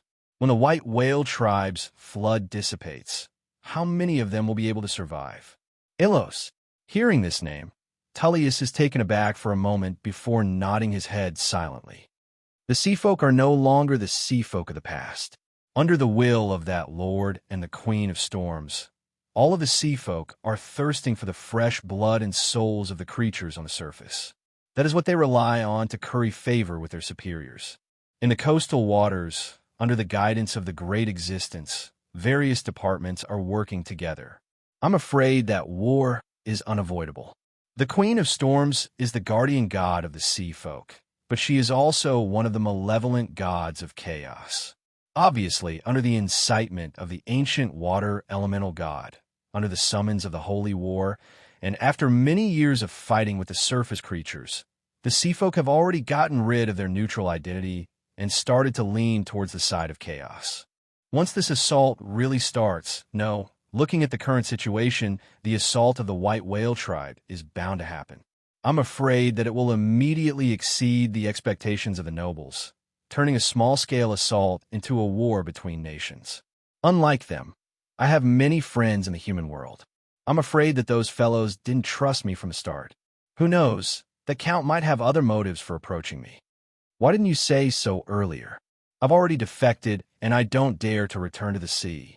My source of information has long been cut off.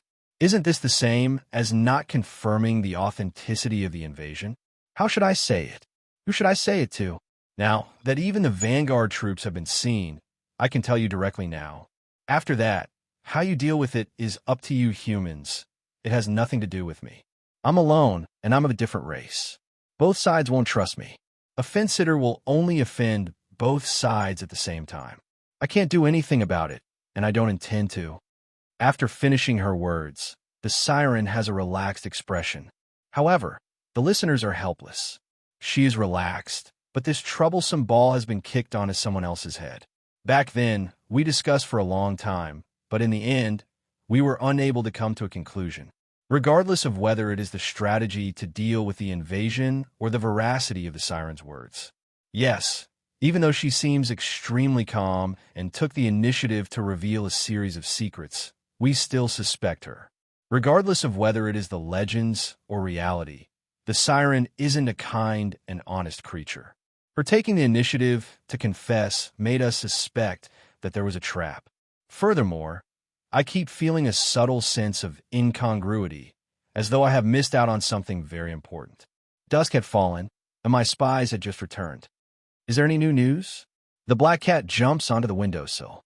She has been faking a nap by the table, but the 4 clones that she has spread out are omnipresent spies. The residents of the Siren and the riverside are all within her range of surveillance. Yes, that Siren is indeed untrustworthy. At least, she isn't as indifferent as she claims. She sent out her seals to monitor the Fishmen tribe in the river. As for herself, she even went to the Thief Guild and Mercenary Guild to entrust them. It seems that she is also looking for something. It seems to be some kind of tribute. It is said that it is related to the sea god. Related to the sea god? Then, as a siren, it is only natural for her to look for it. Is there no other news? How is the situation in the river? The fishmen have started to build a camp in the river.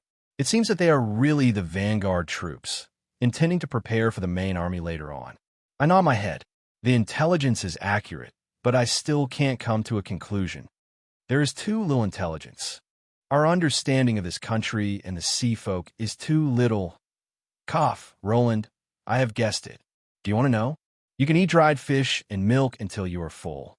All right, I'm just joking. I know that you're not a cat. Don't bite me, just say it. As though enjoying my headache, the gleeful cat walks back and forth on the windowsill, her tail sticking up to the sky. My foolish disciple, it is actually very simple. Benefits. The Sea Folk aren't a charity organization. Taking such a huge risk to attack the capital of a country, how can it be possible without sufficient benefits? Also, the water elemental god isn't the guardian of the Sea Folk. With them working together, the water elementals and the fishmen have become one family. How can it be possible without sufficient benefits? You are saying, damn it, this game is really big.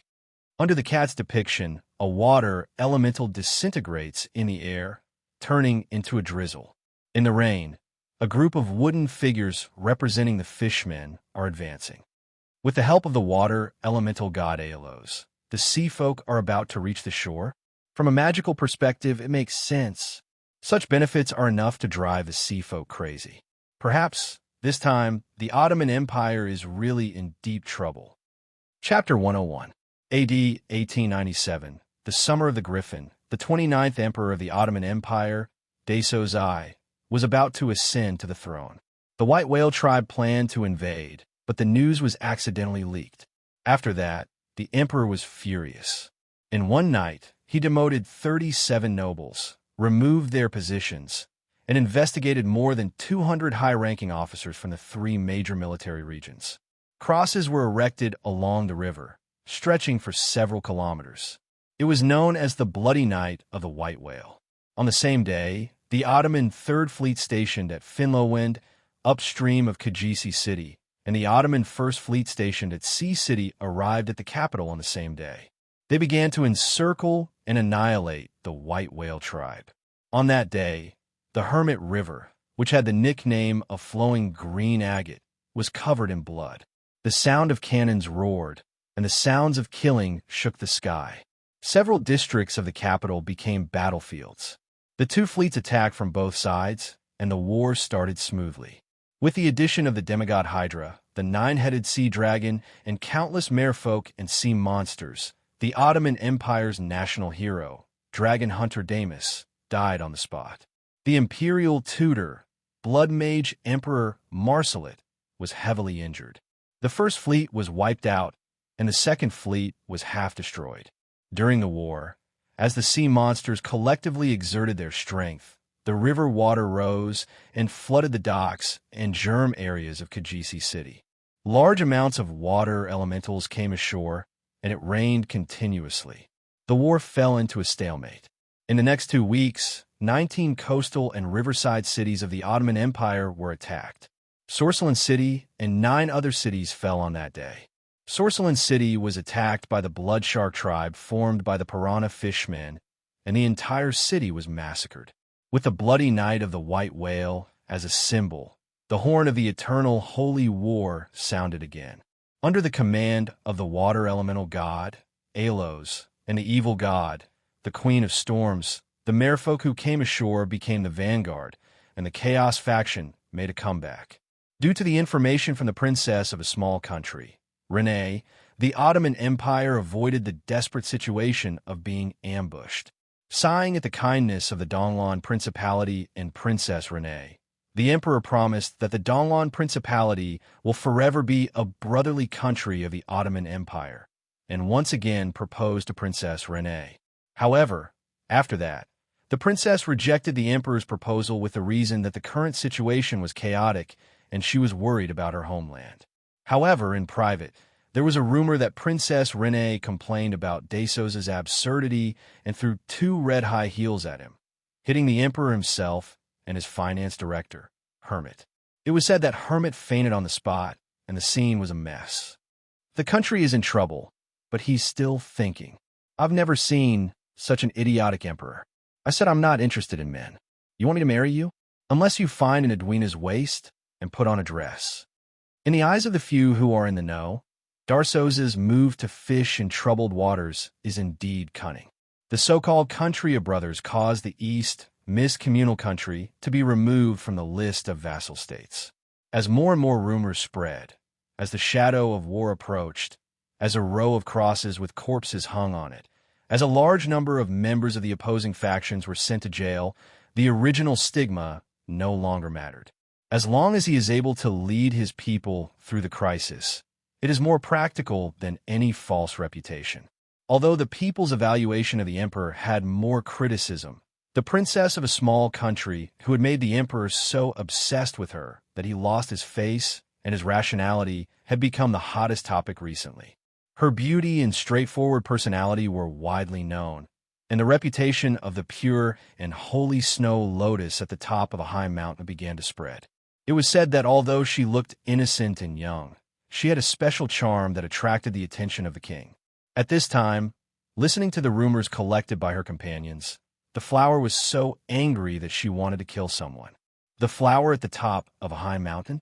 Dasos, you sure know how to do favors at little cost. Do you still need me to change the topic? I'll remember this grudge. Don't give me a chance. But at this time, I didn't have the time to complain. There were many miscellaneous matters on my shoulders. After receiving the news, Desos investigated it and then patiently used the explosion as a pretext to get rid of the dissidents and consolidate his power. This was still within expectations. After that, Desos used the excuse of returning the favor and the so-called brotherly country to make the aid in resources in the agreement known to the public, speeding up the speed of fulfilling the agreement. Soon, he fulfilled the agreement, and I had to return the key to him. If I didn't hurry, I would have rejoiced for nothing. After all, this was the capital of the Ottoman Empire. Even if there was some trouble, no one believed that the Ottoman Empire would lose. The nine-headed dragon might be strong, but it wasn't invincible. As the subordinate of the malevolent god, the Queen of Storms, its appearance in battle represented the official intervention of the malevolent god of chaos. Its strength was top-notch, and its ability to attract hatred was also top-notch. It was possible that the Dragonslayer god envoy sent by a certain god was already on the way. However, the reason why Desos hastened the fulfillment of the agreement was probably because he thought that he had some expectations for the things in the base. If an aerial fleet were to suddenly charge out from the water, it would definitely change the situation of the entire war. Of course, he was also prepared to not gain anything. If I don't want to gain nothing, I should really hurry up. Did you find Tracy? While we were preparing our military strength, the sudden disappearance of the siren became a problem for us. She suddenly returned to the circus with a box in her hands. There's a special seal on it. Looking at the emblem of a guardian with a shield and a sword intersecting, it should be the emblem of a certain royal family. The emblem of a royal family? Most probably, it was a stolen tribute. Harloise and I smiled at each other. We felt that we had finally found our target this time. Waiting was worth it, and it was time to reel in the bait. Stonevilla's ocean bottle, the legendary god equipment of the ancient sea god. It is said that it was able to stir up endless waves in ancient times.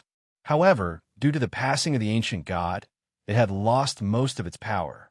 If it were to fall into the hands of Lady Storm and Stonevilla's wife, the ancient water elemental goddess, it might be able to regain its god power. Upon knowing that there was such a rare treasure among the stolen tributes, and that the siren was looking for the stolen tribute through the subsidiary body of greed, we immediately came to a realization. Regardless of the reason why she leaked the secret of the sea folk, as long as Tracy obtains the god equipment, we must not let her return to the ocean. The tributes, gifts, of the Swallow Federation were stolen by the Celestial Tower. Furthermore, Tracy had a connection with the Celestial Tower previously. If she had the intention, she would probably know where the missing tributes are. Based on our expectations, when the Celestial Tower became a wanted criminal, she would probably be the only one who could find the tributes. Thus, just as Tracy returned to her tent in the circus, an uninvited guest came knocking on her door. Open the door. Checking the water meter? What? You didn't install a water meter? Then, you are the one who delivered water to my doorstep. Forget it. There is no need for you to open the door. Your house won't need a door in the future. All right. When a legend rank Holy Knight raised his sacred sword and charged forward, when a legend rank Drool summoned a storm and lightning to blow away the entire tent, the tent was destroyed. At this moment, Tracy's face was filled with astonishment. She had just opened the box containing the tributes and looked at us, who suddenly appeared in shock. Ha! You didn't expect this, did you? We have been waiting for this day. Hand over the god equipment. I walked out gleefully, but when I looked at it, I was dumbfounded. What is this? A god equipment? The thing in the box has nothing to do with the bottle. It is a white jade sculpture, and its shape looks like a banana, like ivory, like something else. Really, the more I look at it, the more it looks like it. This is an artificial penis, a top-grade warm jade. It can simulate the body temperature of a human. Looking at its color and craftsmanship, it is definitely a top-grade product. It should be the work of a master. This is the rarest of the rarest. It is definitely a god equipment. All right, I regret bringing Bayphone along. In an instant, he revealed the truth that we tried our best to avoid. This is a tribute? Her privacy was exposed in an instant. Tracy nodded her head blankly. It is indeed a concubine's item. The pronunciation of the concubine and the tribute is exactly the same. No wonder the son of greed, misunderstood. Since you all found out, there is no need for me to hide it anymore. Actually, one of the main reasons why I stayed in the human world is to research on adult products. You all should know that most of us sirens are female, and we are cold-blooded creatures. Furthermore, we live alone in the sea, so it is hard for us to meet our own kind. Thus, I intend to open the first adult product shop on the sea. It should be welcomed by sirens, mermaids, naga, and other female sea folk. My first step is to gather materials from the human world who specialize in this path. It is a pity that the more I delve into this path, the more I realize how shallow I am. I regret my previous shallowness. I intend to spend another 100 years to research this path, and after I become a master of this path, I will open the mobile shop of my dreams. This beauty is clearly saying words that are devoid of moral integrity. Her eyes are filled with passion, but her face has the resolve of a martyr. I instinctively feel that she isn't lying. She really intends to devote her entire life into this path. I finally understood why I instinctively felt that this siren beauty was so familiar. Isn't this another specialty of Sulphur Mountain City? Gentleman, pervert, pervert, pervert? It is a pity. Perhaps it is because we are of different species that humans are unable to understand our way of thinking. When they heard what I said, they looked at me with a weird gaze. That fat count even pestered me endlessly. To us, tools are tools to send away loneliness. That is just an inanimate object. On the other hand, partners are companions who accompany each other through life and death. Those are two completely different things. Sigh. It is hard to find someone who understands me. At this moment, when the siren laments that she isn't understood, that man stands out. His face shows the resolve that is similar to Tracy's. That is incredible. That is too touching. Comrade, referring to companions who share the same goal, I can understand. The path between the sexes is broad and profound. Actually, I am also pursuing my own path, and I am not understood by others. I can help you. Leave the things like testing it personally to me. All right. Everyone can't bear to listen on anymore. Ignoring the surprise siren, they start their daily routine, beating up Bayfoam. Clutching my head, I really don't know what to say. The siren in front of me reminds me of those fellows in Sulphur Mountain City, making me want to keep my distance. What about the tribute? What about the bottle of the sea god? Didn't the celestial tower snatch it away? Tracy shakes her head. Back then, they acted together with the local thief guild. And they just used the thief guild to conceal their identity. The ones who acted were still them. How could a small thief guild deal with the envoy of a large country? After the matter, as repayment, they should have thrown the spoils of war to the thief guild. While coming to a realization, a faint, ominous premonition appears in my mind. This is usually a sign that I have fallen into a trap. What is the name of the thief guild? Blood Pressure Brotherhood? Oh, I remember that their emblem is a bloody handprint. It should be the Blood Hand Brotherhood. All right, this name does sound familiar. Thinking back, the memories of the past seem like it was just yesterday. I almost burst into tears. This time, I reap what I sowed and work for nothing. I think I know where the bottle of the sea god is. Harloise, return me the milk bottle that I gave you. Yes, when I first arrived in this city, I treated the Blood Hand Brotherhood as a target to practice my swordsmanship. Back then, I did hear that they stole the tribute, and I thought that their strength would be decent. But in the end, they swept through them, and even their guild leader was sliced into two. In the end, I didn't get much out of it. After killing their guild leader, I did see a box in the secret room, and there was an antique bottle in it. It seems to be worth quite a bit, but coincidentally, the cat that I was raising wanted me to buy a milk bottle. She also thought that the bottle was artistic, so she used it.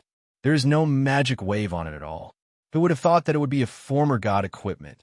Meow, I'm not giving it to you. God equipment bottles are more suited to my taste. If you want to exchange it, you have to return it with something of equal value. Just as I was about to reason with the darn cat and snatch it from her forcefully if I can't convince her, a ding sound resounds. I can't help but shiver. This sound never represents anything good.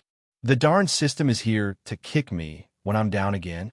Cough, you got it right, but there's no prize. Congratulations to the gentleman group that you have formed. They're the beautiful siren, Tracy, whose goal in life is to open an adult goods shop. When the number of gentlemen perverts in your gentleman group reaches 10, you will receive the epic tier title, King of Gentlemen. The effects are definitely powerful. There are currently 9 gentlemen, and you are just short of one. Please continue to work hard. Actually, there's one in front of you. I recommend the Ogre Caven and Dishu, who likes to play around with one another. Although their gentlemanly degree is a little low, the system is helping you this time. You barely pass. There are currently 8 gentleman members. They include the female elf Momo, who is obsessed with Shotas, the exotic elf Diana, who has triple god status, Cassio, who is gradually walking on the wrong path in life, Bayfeng. He doesn't need any adjectives. He is a legend. He is the legendary Bayfeng. Prince Grimm, who will one day blow up the entire continent. The beautiful Kolos, whose gender is Kolos. The Princess Renee, who is gradually obsessed with her grandfather. And the Holy Knight Roland, who is gradually awakening to cross-dressing. Cross-dressing your head. You are the one who is obsessed with cross-dressing. Your entire family is obsessed with cross-dressing. You are the one who is a gentleman. Your entire family are gentlemen. Chapter 102. This world is still very harmonious and loving. Don't always think about scheming and scheming. This isn't a novel, so how can there be so many coincidences and manipulators behind the scenes? Look, isn't this all a misunderstanding? This is my conclusion regarding the siren incident. As expected, there is still true love in the world. We must learn to trust others. Meow, Roland, no matter how you try to escape from reality, what will come will come. Open your eyes and take a look. The black cat on my shoulder mocked me maliciously. Shut up. I'm just pretending not to see it. Yes, I am escaping from this terrifying reality. The righteous church of the God of Law actually became a place for gentlemen to exchange their perverted thoughts. Back then, I was still a normal draken. At that time, I had just crawled out of my egg.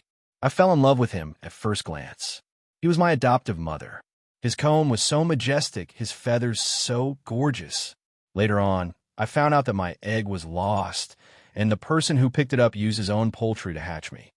So, your normal time is only a few minutes after hatching? How ridiculous are you? Also, what is the meaning of the adoptive mother in him? He is obviously a male. Also, since he has a comb, he should be a rooster. It was wrong from the start. It is said that oviparous creatures will treat the first creature they see as their mother. Are you draconians the same? I have never heard of it before. You are the only one who is unique. Let me catch my breath first. This fellow really has too many things to complain about. I really can't stop complaining. The great hero Odysseus? Yes, he did have a relationship with a siren friend of mine, but he isn't some great hero. He is just a hoodlum and a playboy. It is said that more than 20 sirens have been tricked by him. He is a bastard. We sirens are really pitiful. We are passionate and lonely by nature. We always have some treasures that we picked up from the sea, but in the end, we are always tricked by those bad men who pretend to be heroes. For example, Saint Cassola, Dragon Knight Edwin. Even if we meet a good man, he will turn into a sloppy uncle in less than 20 years. Then, he will turn into an old man after a short nap, making the rest of our lives miserable. That's why most of us find an island to live on, but it's so lonely that we'll still be tricked. All right, I know that it's hard for you to find someone to vent your frustrations to, but please don't ruin the image of those great heroes in my heart. Why do those great heroes who left their names in history seem like a bunch of emotional swindlers in your eyes? All right, actually, those stories of stealing divine artifacts and secrets from the sirens do seem like emotional swindlers who break into a lonely widow's house to swindle her for money and sex. That's because you sirens are too stupid.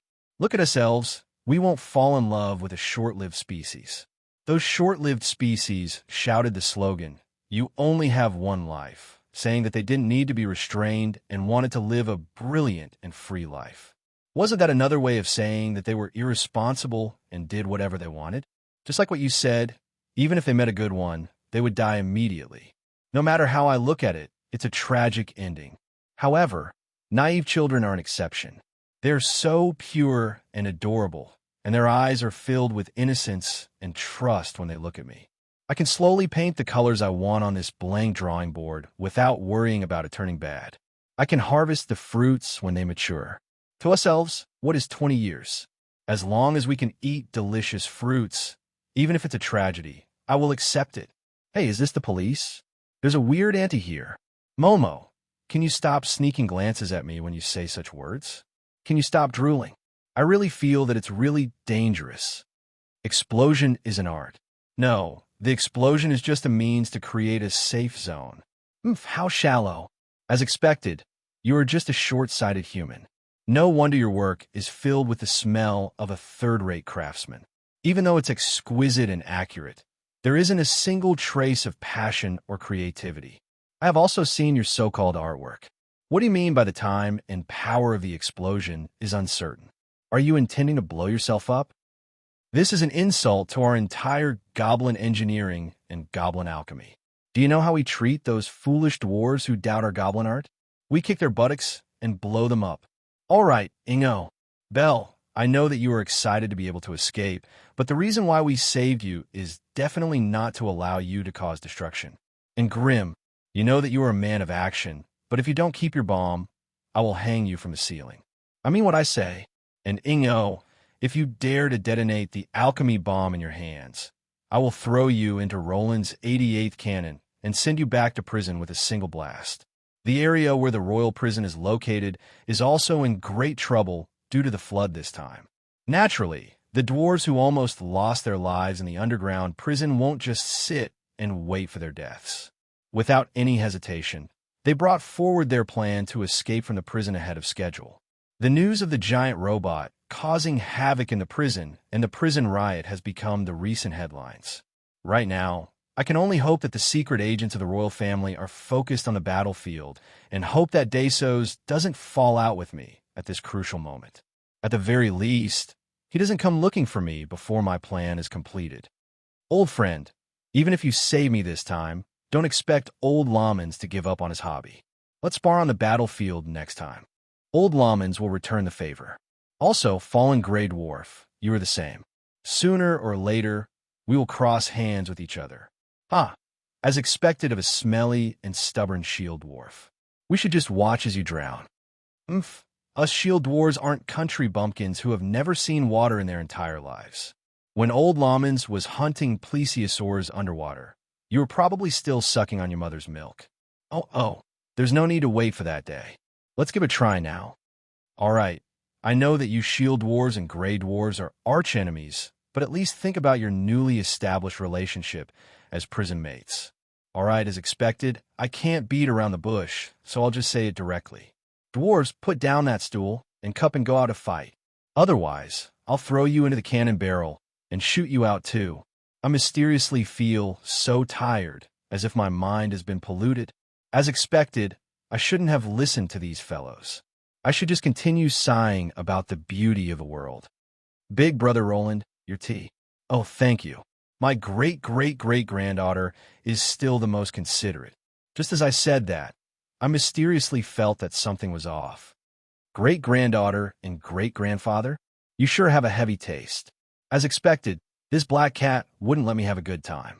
If it wasn't for the fact that she was bound to me, with her identity as an undying old demon and her twisted personality of being unable to see others doing well, she would definitely be a gentleman. However, her sarcasm made my heart tremble. I was also a little suspicious. Why has this lass become so obedient recently? Also, that system notice that I can't look at directly also made my heart pound. However, seeing her smile sweetly as she served tea to her temporary teacher, Diana, I shook my head and dispelled my suspicions. She should finally know how to respect her elders. The system has never been reliable. I'm not a cross-dresser, so naturally, Renee wouldn't be blind enough to like me. We look so similar, so wouldn't it be narcissistic for her to like me? After hesitating for a moment, I finally spoke. Everyone, prepare yourselves. I'm going out to find 2 people. When I return, I'm afraid that we'll have a tough battle ahead of us. Right, prepare to abandon this place as well. That's right. Ever since the sea folk invaded, the enthronement ceremony, which we didn't even know if it could still be held, was postponed indefinitely. From then on, there wasn't even a reason for us to participate in the ceremony, so there was naturally no need for us to stay here. Also, I keep feeling that something is wrong with the situation. The development of this war is too strange. If this is the front line of the eternal sacred war, the appearance of the god pet, nine-headed dragon Hydra, is too early. However, after thinking about it for a moment, it is to be expected. At his level, it isn't difficult for the nine-headed dragon emperor to transform into a human. There is a high possibility that he is just hiding at the bottom of the river as an army supervisor. However, the pincer attack of the two fleets stunned him. If he doesn't make a move, the two semi-gods of the Ottoman Empire are more than enough to wipe out all of the sea folk. Thus, the nine-headed dragon, who was forced to make a move, fell into a predicament while massacring the sea folk. As the pet of the malevolent god, he also represents the will of the malevolent god. If he were to chase after them on shore, the war would escalate. Even if the Order gods don't make a move personally, they would definitely send out their Dragon Slayer experts. The direct subordinates of the gods are completely different from the semi-gods of the humans. However, if he were to run away, not only would the sea folk here be annihilated, his master would also be embarrassed. Thus, not advancing or retreating is the best choice. The All-In Empire probably has some hidden forces as well. However, they have already rested for a few hours after firing their cannons a few times. Most likely, they are afraid of offending the great gods. The nine-headed dragon on the other side is the same as well. It has no intention of leaving its original position. As long as you don't provoke it, it will only occasionally spit out its dragon breath once or twice. While watching the sea folk fight intensely, 7 of its 9 heads are lazing around. The horn of the eternal sacred war has just been blown, and no one is prepared. If they were to go all out now, no matter who it is, they would only end up as cannon fodder. The nine-headed dragon and the Ottoman Empire aren't fools. However, this kind of stalemate makes me feel that it is dangerous. A stalemate on the battlefield is usually a situation where both sides are in a kind of equilibrium. However, this kind of equilibrium is always temporary. Both sides are strangely restraining themselves because they aren't mentally prepared for the final battle and the huge price to pay. However, they will be prepared sooner or later. As the stalemate ends, it is more likely that one side will suffer a crushing defeat. Looking at the current situation, the loser is most likely the unprepared Ottoman Empire. If Lady Storm decides to go all out in the battle, even if she doesn't mind dying prematurely, if some rash semi-god runs off to kill her beloved nine-headed dragon. Just thinking about what would happen if such a possibility occurs, I feel that this riverside city is no longer safe.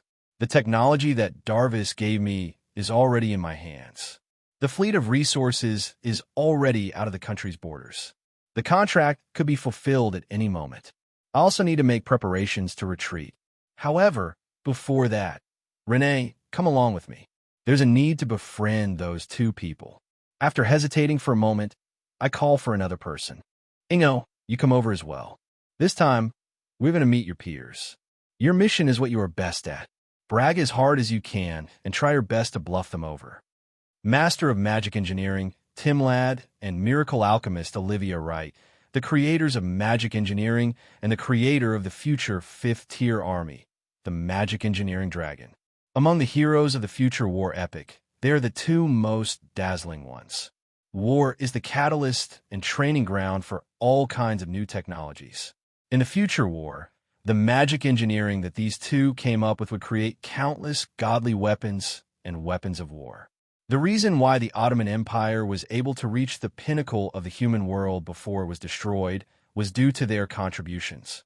Of course, it was only after the war with the underground world that they first proposed the magic engineering field, which was a combination of alchemy magic circles and engineering, and the magic machinery dragon was a product of 60 years later.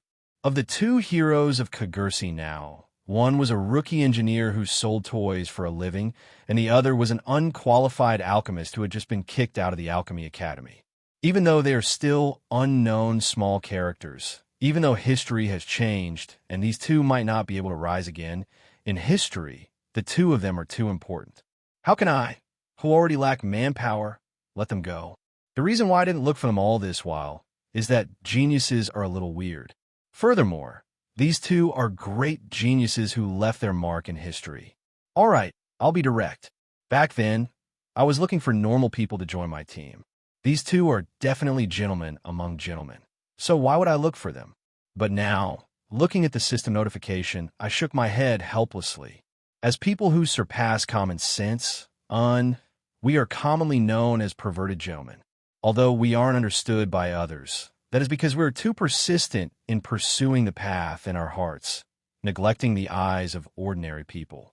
But to a true gentleman, it doesn't matter if others can't understand us. It is sufficient as long as we, the seekers of the path, can understand each other.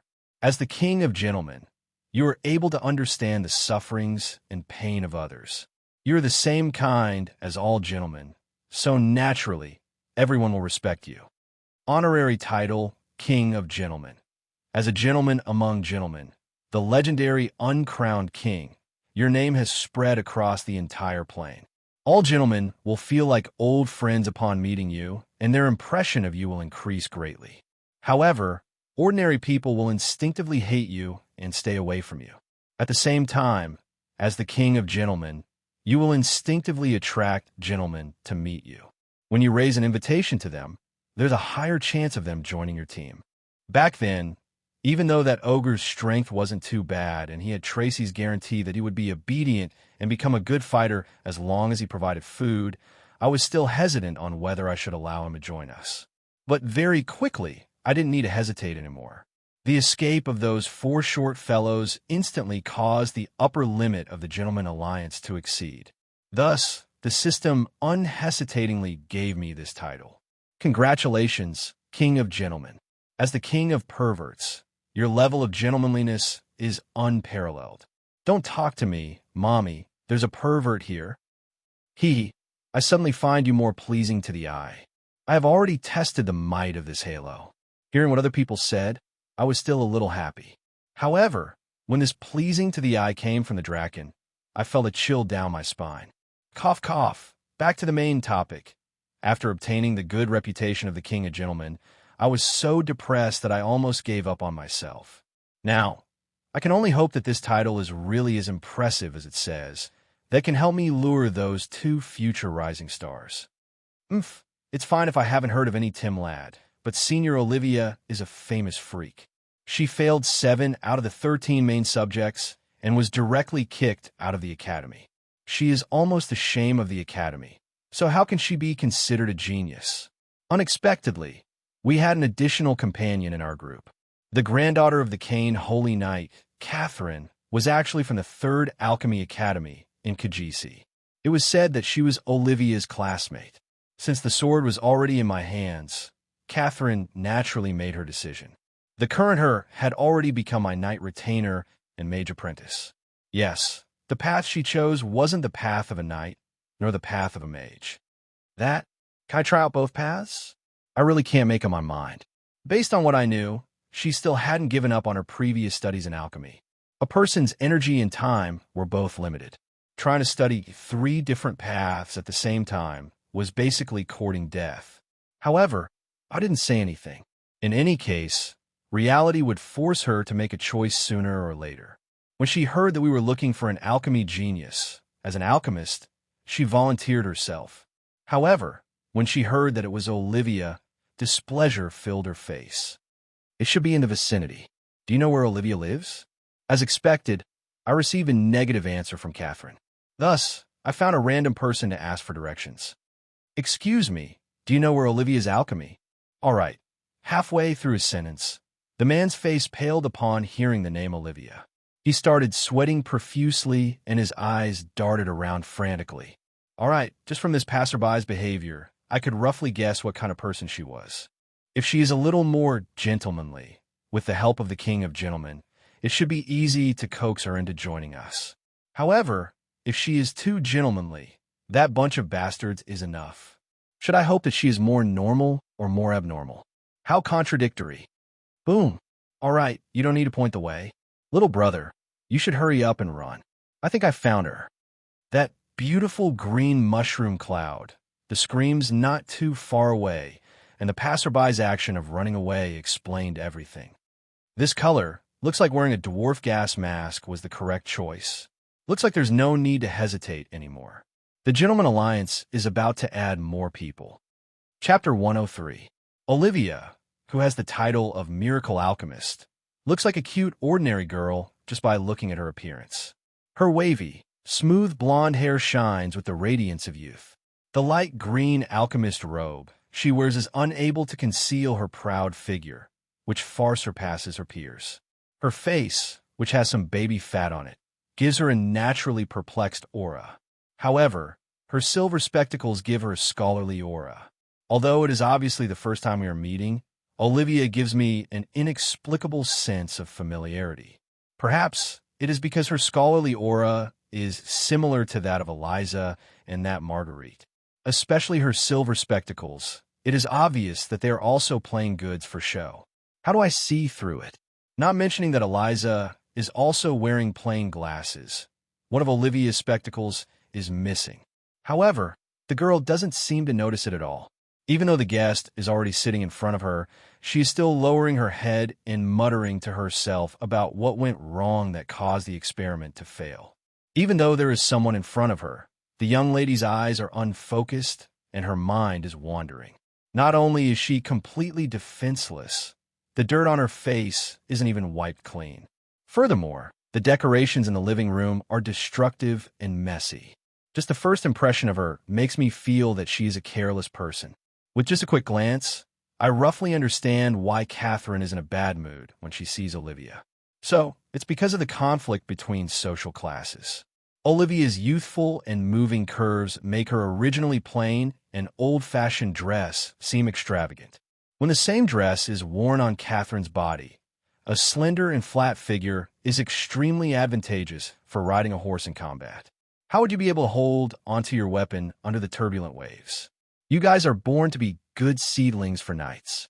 And next time I see Catherine staring at the chest of a beauty like this, I will console her like this. Why is it you? All right, my knight retainer, Renee, also has a bitter expression on her face. She grits her teeth as she looks at them. So big, how can they be the same age? With such big breasts, they are bound to droop sooner or later. All right, let us rationally ignore this mysterious curse and return our attention to the main topic at hand.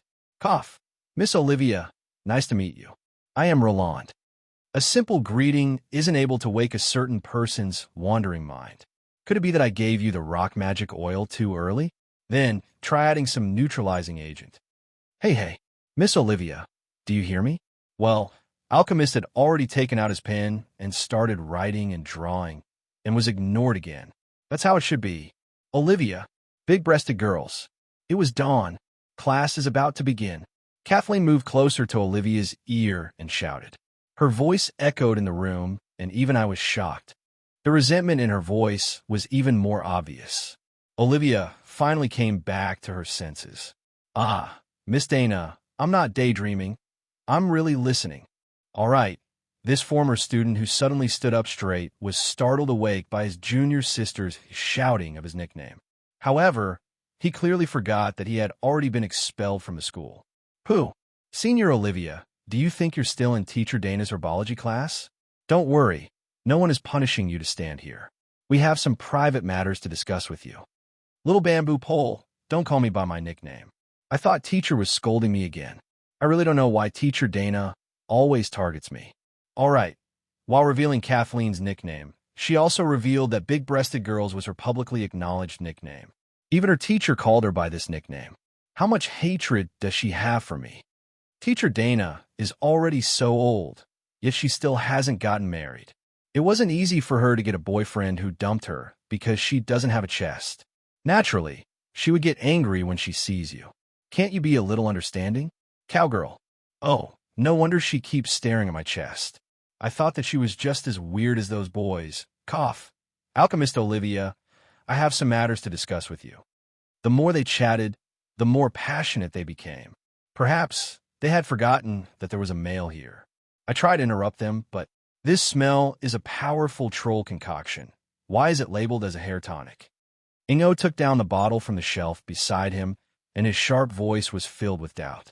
Using his identity as a gold-rank alchemist to guarantee that regardless of the color or smell, it is definitely a troll regeneration concoction and not a hair tonic.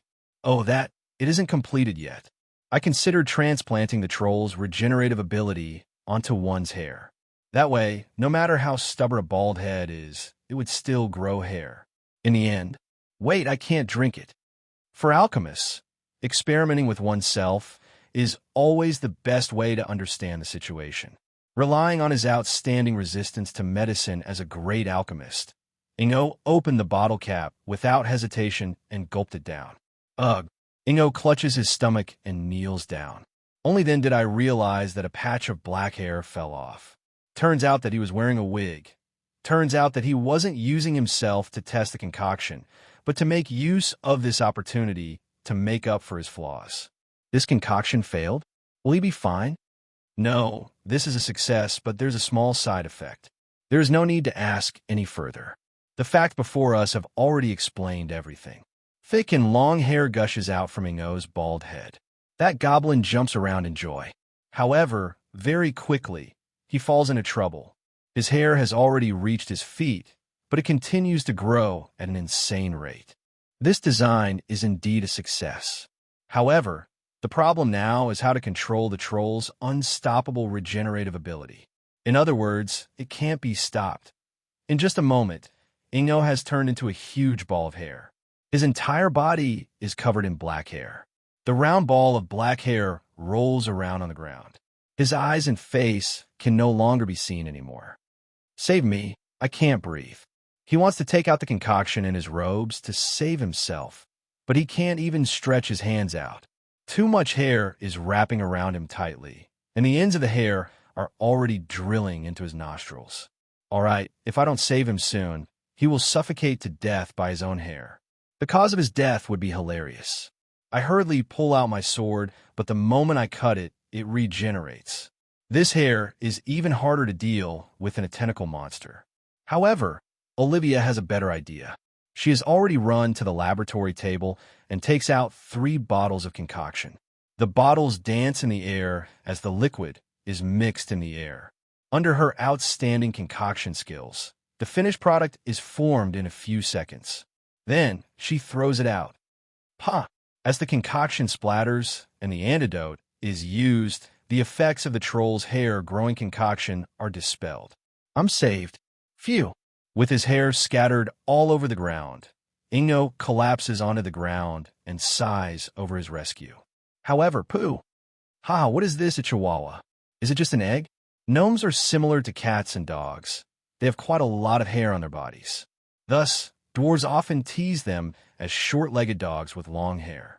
This is also the reason why, under the effects of the concoction, his hair didn't grow wildly, but his entire body grew hair at the same time. Obviously, Olivia's antidote is as effective as the hair-growing concoction. If all of his hair were to be removed at the same time, a bald dog would be as ugly as it can be.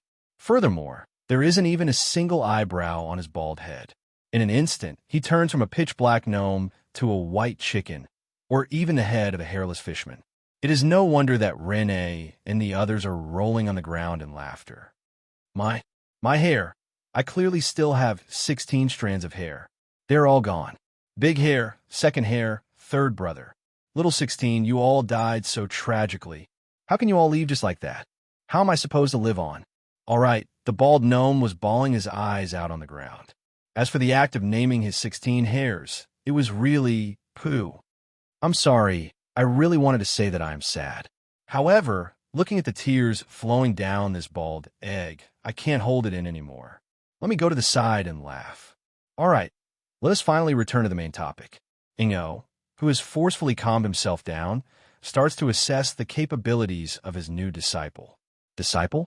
As a master alchemist who has just entered gold rank, even the principal of the alchemy school isn't able to reach this standard. Ingo only reveals his identity and states that he is willing to accept her as his disciple. Furthermore, he expresses his praise for Olivia's talent and It is enough for the rookie alchemist Olivia, who has just been expelled from the alchemy school, to acknowledge her as her teacher on the spot. Olivia, who is only 15 years old, is clearly a rookie. She might have potential and creativity, but her lack of basic abilities has destined her to be polished for a few more decades. Bronze rank might be impressive among her peers, but in front of a master alchemist, she is clearly a rookie. Being expelled from the alchemy school made her the laughingstock of the circle. Even her path to further her studies has been severed. The future miracle alchemist is currently just an apprentice with new ideas. Is this the potion that you concocted? This smell should be the barbaric bull potion. Judging from the color, it seems like there are still some improvements to it. What is the increase in strength? After suffering this loss, even a master alchemist doesn't dare to test the potion on his own. I used the blood essence of a Tauren to replace the blood essence of a bull in the original formula. The absolute increase in strength is up to 30%. If one were to consume it, one would have 3 times the strength. However, the side effect is that one would grow horns and a tail, after which one would mysteriously go berserk. I see Ingo's face twitching violently. His hands tremble, and he almost smashes the small bottle on the floor. A normal barbaric potion would only increase one's strength by 10%. This 300% has the effect of transforming. However, the greater the benefits, the greater the price. After consuming it for a short period of time, it is highly likely that one would not be able to survive. Have you tried it? I have tried it with Xiaobai. It is my dog. After he went berserk, he smashed through a wall by himself. In the end, he had to recuperate for half a year. Even now, he still thinks that he is a Cerberus, always spitting saliva at others. Breathing fire, this green bottle is a natural recovery potion, right? But why is it red? I added dragon's beard grass and petrifying lizard potion. This is my masterpiece. While healing wounds, it bestows the user with the ability of petrifying skin, greatly increasing one's defense. A bottle of potion with 2 effects. This is a rare success of mine. Side effects. Ingo is unmoved. He can already faintly sense that this disciple of his is a little unique. I prepared a petrifying dispelling potion as a gift along with this potion. I even pasted a label saying, if you do not want to turn into a statue, please do not use this potion when you are alone. However, the weird thing is that it is unable to be sold. It is normal for it to be unable to be sold. If one is not careful, one would turn into stone completely. Who would dare to drink such a thing? The taste of milk? Oh, this is the breast enlargement potion that my juniors entrusted me to make. The effects were indeed achieved, and it is one of my few successful creations. The moment she speaks, starlight flashes across Renee's eyes. She immediately wants to give a try. However, looking at the bald head and the bizarre potion, she hesitates. Don't think too much about it. This is one of the reasons why she was expelled from the school. It is indeed able to enlarge one's breasts. However, to maintain its effects, one has to drink a bottle of milk every hour. During that period of time, all the milk in the vicinity of the school was sold out, and the entire school was filled with the smell of milk. Hearing this, Renee hesitates. This side effect seems acceptable. Is there anything else? This shouldn't be enough to expel her, right? Suddenly, Kathleen's face flushes red. She moves her mouth close to Renee's ear and whispers softly. It is impossible for the milk to just flow in and out. Once it accumulates to a certain extent, it will burst out. Back then, our teacher Dana ruined her blind date just like this. She doesn't dare to meet anyone even now. All right, although her voice is really soft, the ears of the people in this room are sharp. At the very least, I'm starting to regret hearing it. The miracle alchemist only became famous 10 years later. Obviously, we came too early. The side effects of her product is much greater than the normal effects. However, there are still benefits to being half-baked. At the very least, it is easy to fool her. In this era, the relationship between a master-disciple relationship and a father-son relationship isn't too far apart. Since Ingo is willing to take her in as his disciple, this master-disciple relationship is more practical than anything else. All right, a certain lineage that has a tradition of killing one's own master is an exception. At the very least, looking at the harmonious relationship between the master-disciple relationship, the cat on my shoulder looks at me with resentment. Stop biting me. Didn't I get killed by my disciple in the end? You deserved it. You asked for it. Speaking of which, you actually dare to groom a newcomer. Aren't you afraid that the tradition will act up again? That is two different matters. You killed your teacher because your teacher laid his hands on you. I killed you because you had ill intentions back then. You said that I asked for it, but I think that you were the one who asked for it. Forget it. Let bygones be bygones. Look, this pair of master and disciple resembles the demeanor we had back then. It can't be. I think that Ingo will impart his knowledge seriously. He isn't some petty demoness who would ask an apprentice to complete a mission to please her just to teach magic. No, I'm talking about the fact that the disciple will kill her teacher sooner or later. Look, didn't she almost succeed? Look at the things that she invented. I bet that within 3 years, that egghead will either die of anger or poison. Looking at Olivia, who seems to have touched something, after a red mist appears, she lowers her head and apologizes profusely. On the other hand, the tearless old goblin loses the last strand of his hair, his eyelashes turning into a round egghead. I mumble to myself. I bet, but not for 3 years. I bet that he will die within a year. Then what's the point of betting? Why don't we bet on whether he will die of anger or poison? I think that he will die from an explosion. Thinking back to Ingo's good title as the Explosion Alchemist, if he were to impart his knowledge to the already dangerous Olivia, she will be my subordinate in the future. Could it be that I unknowingly dug a pit for myself and created an extremely dangerous individual?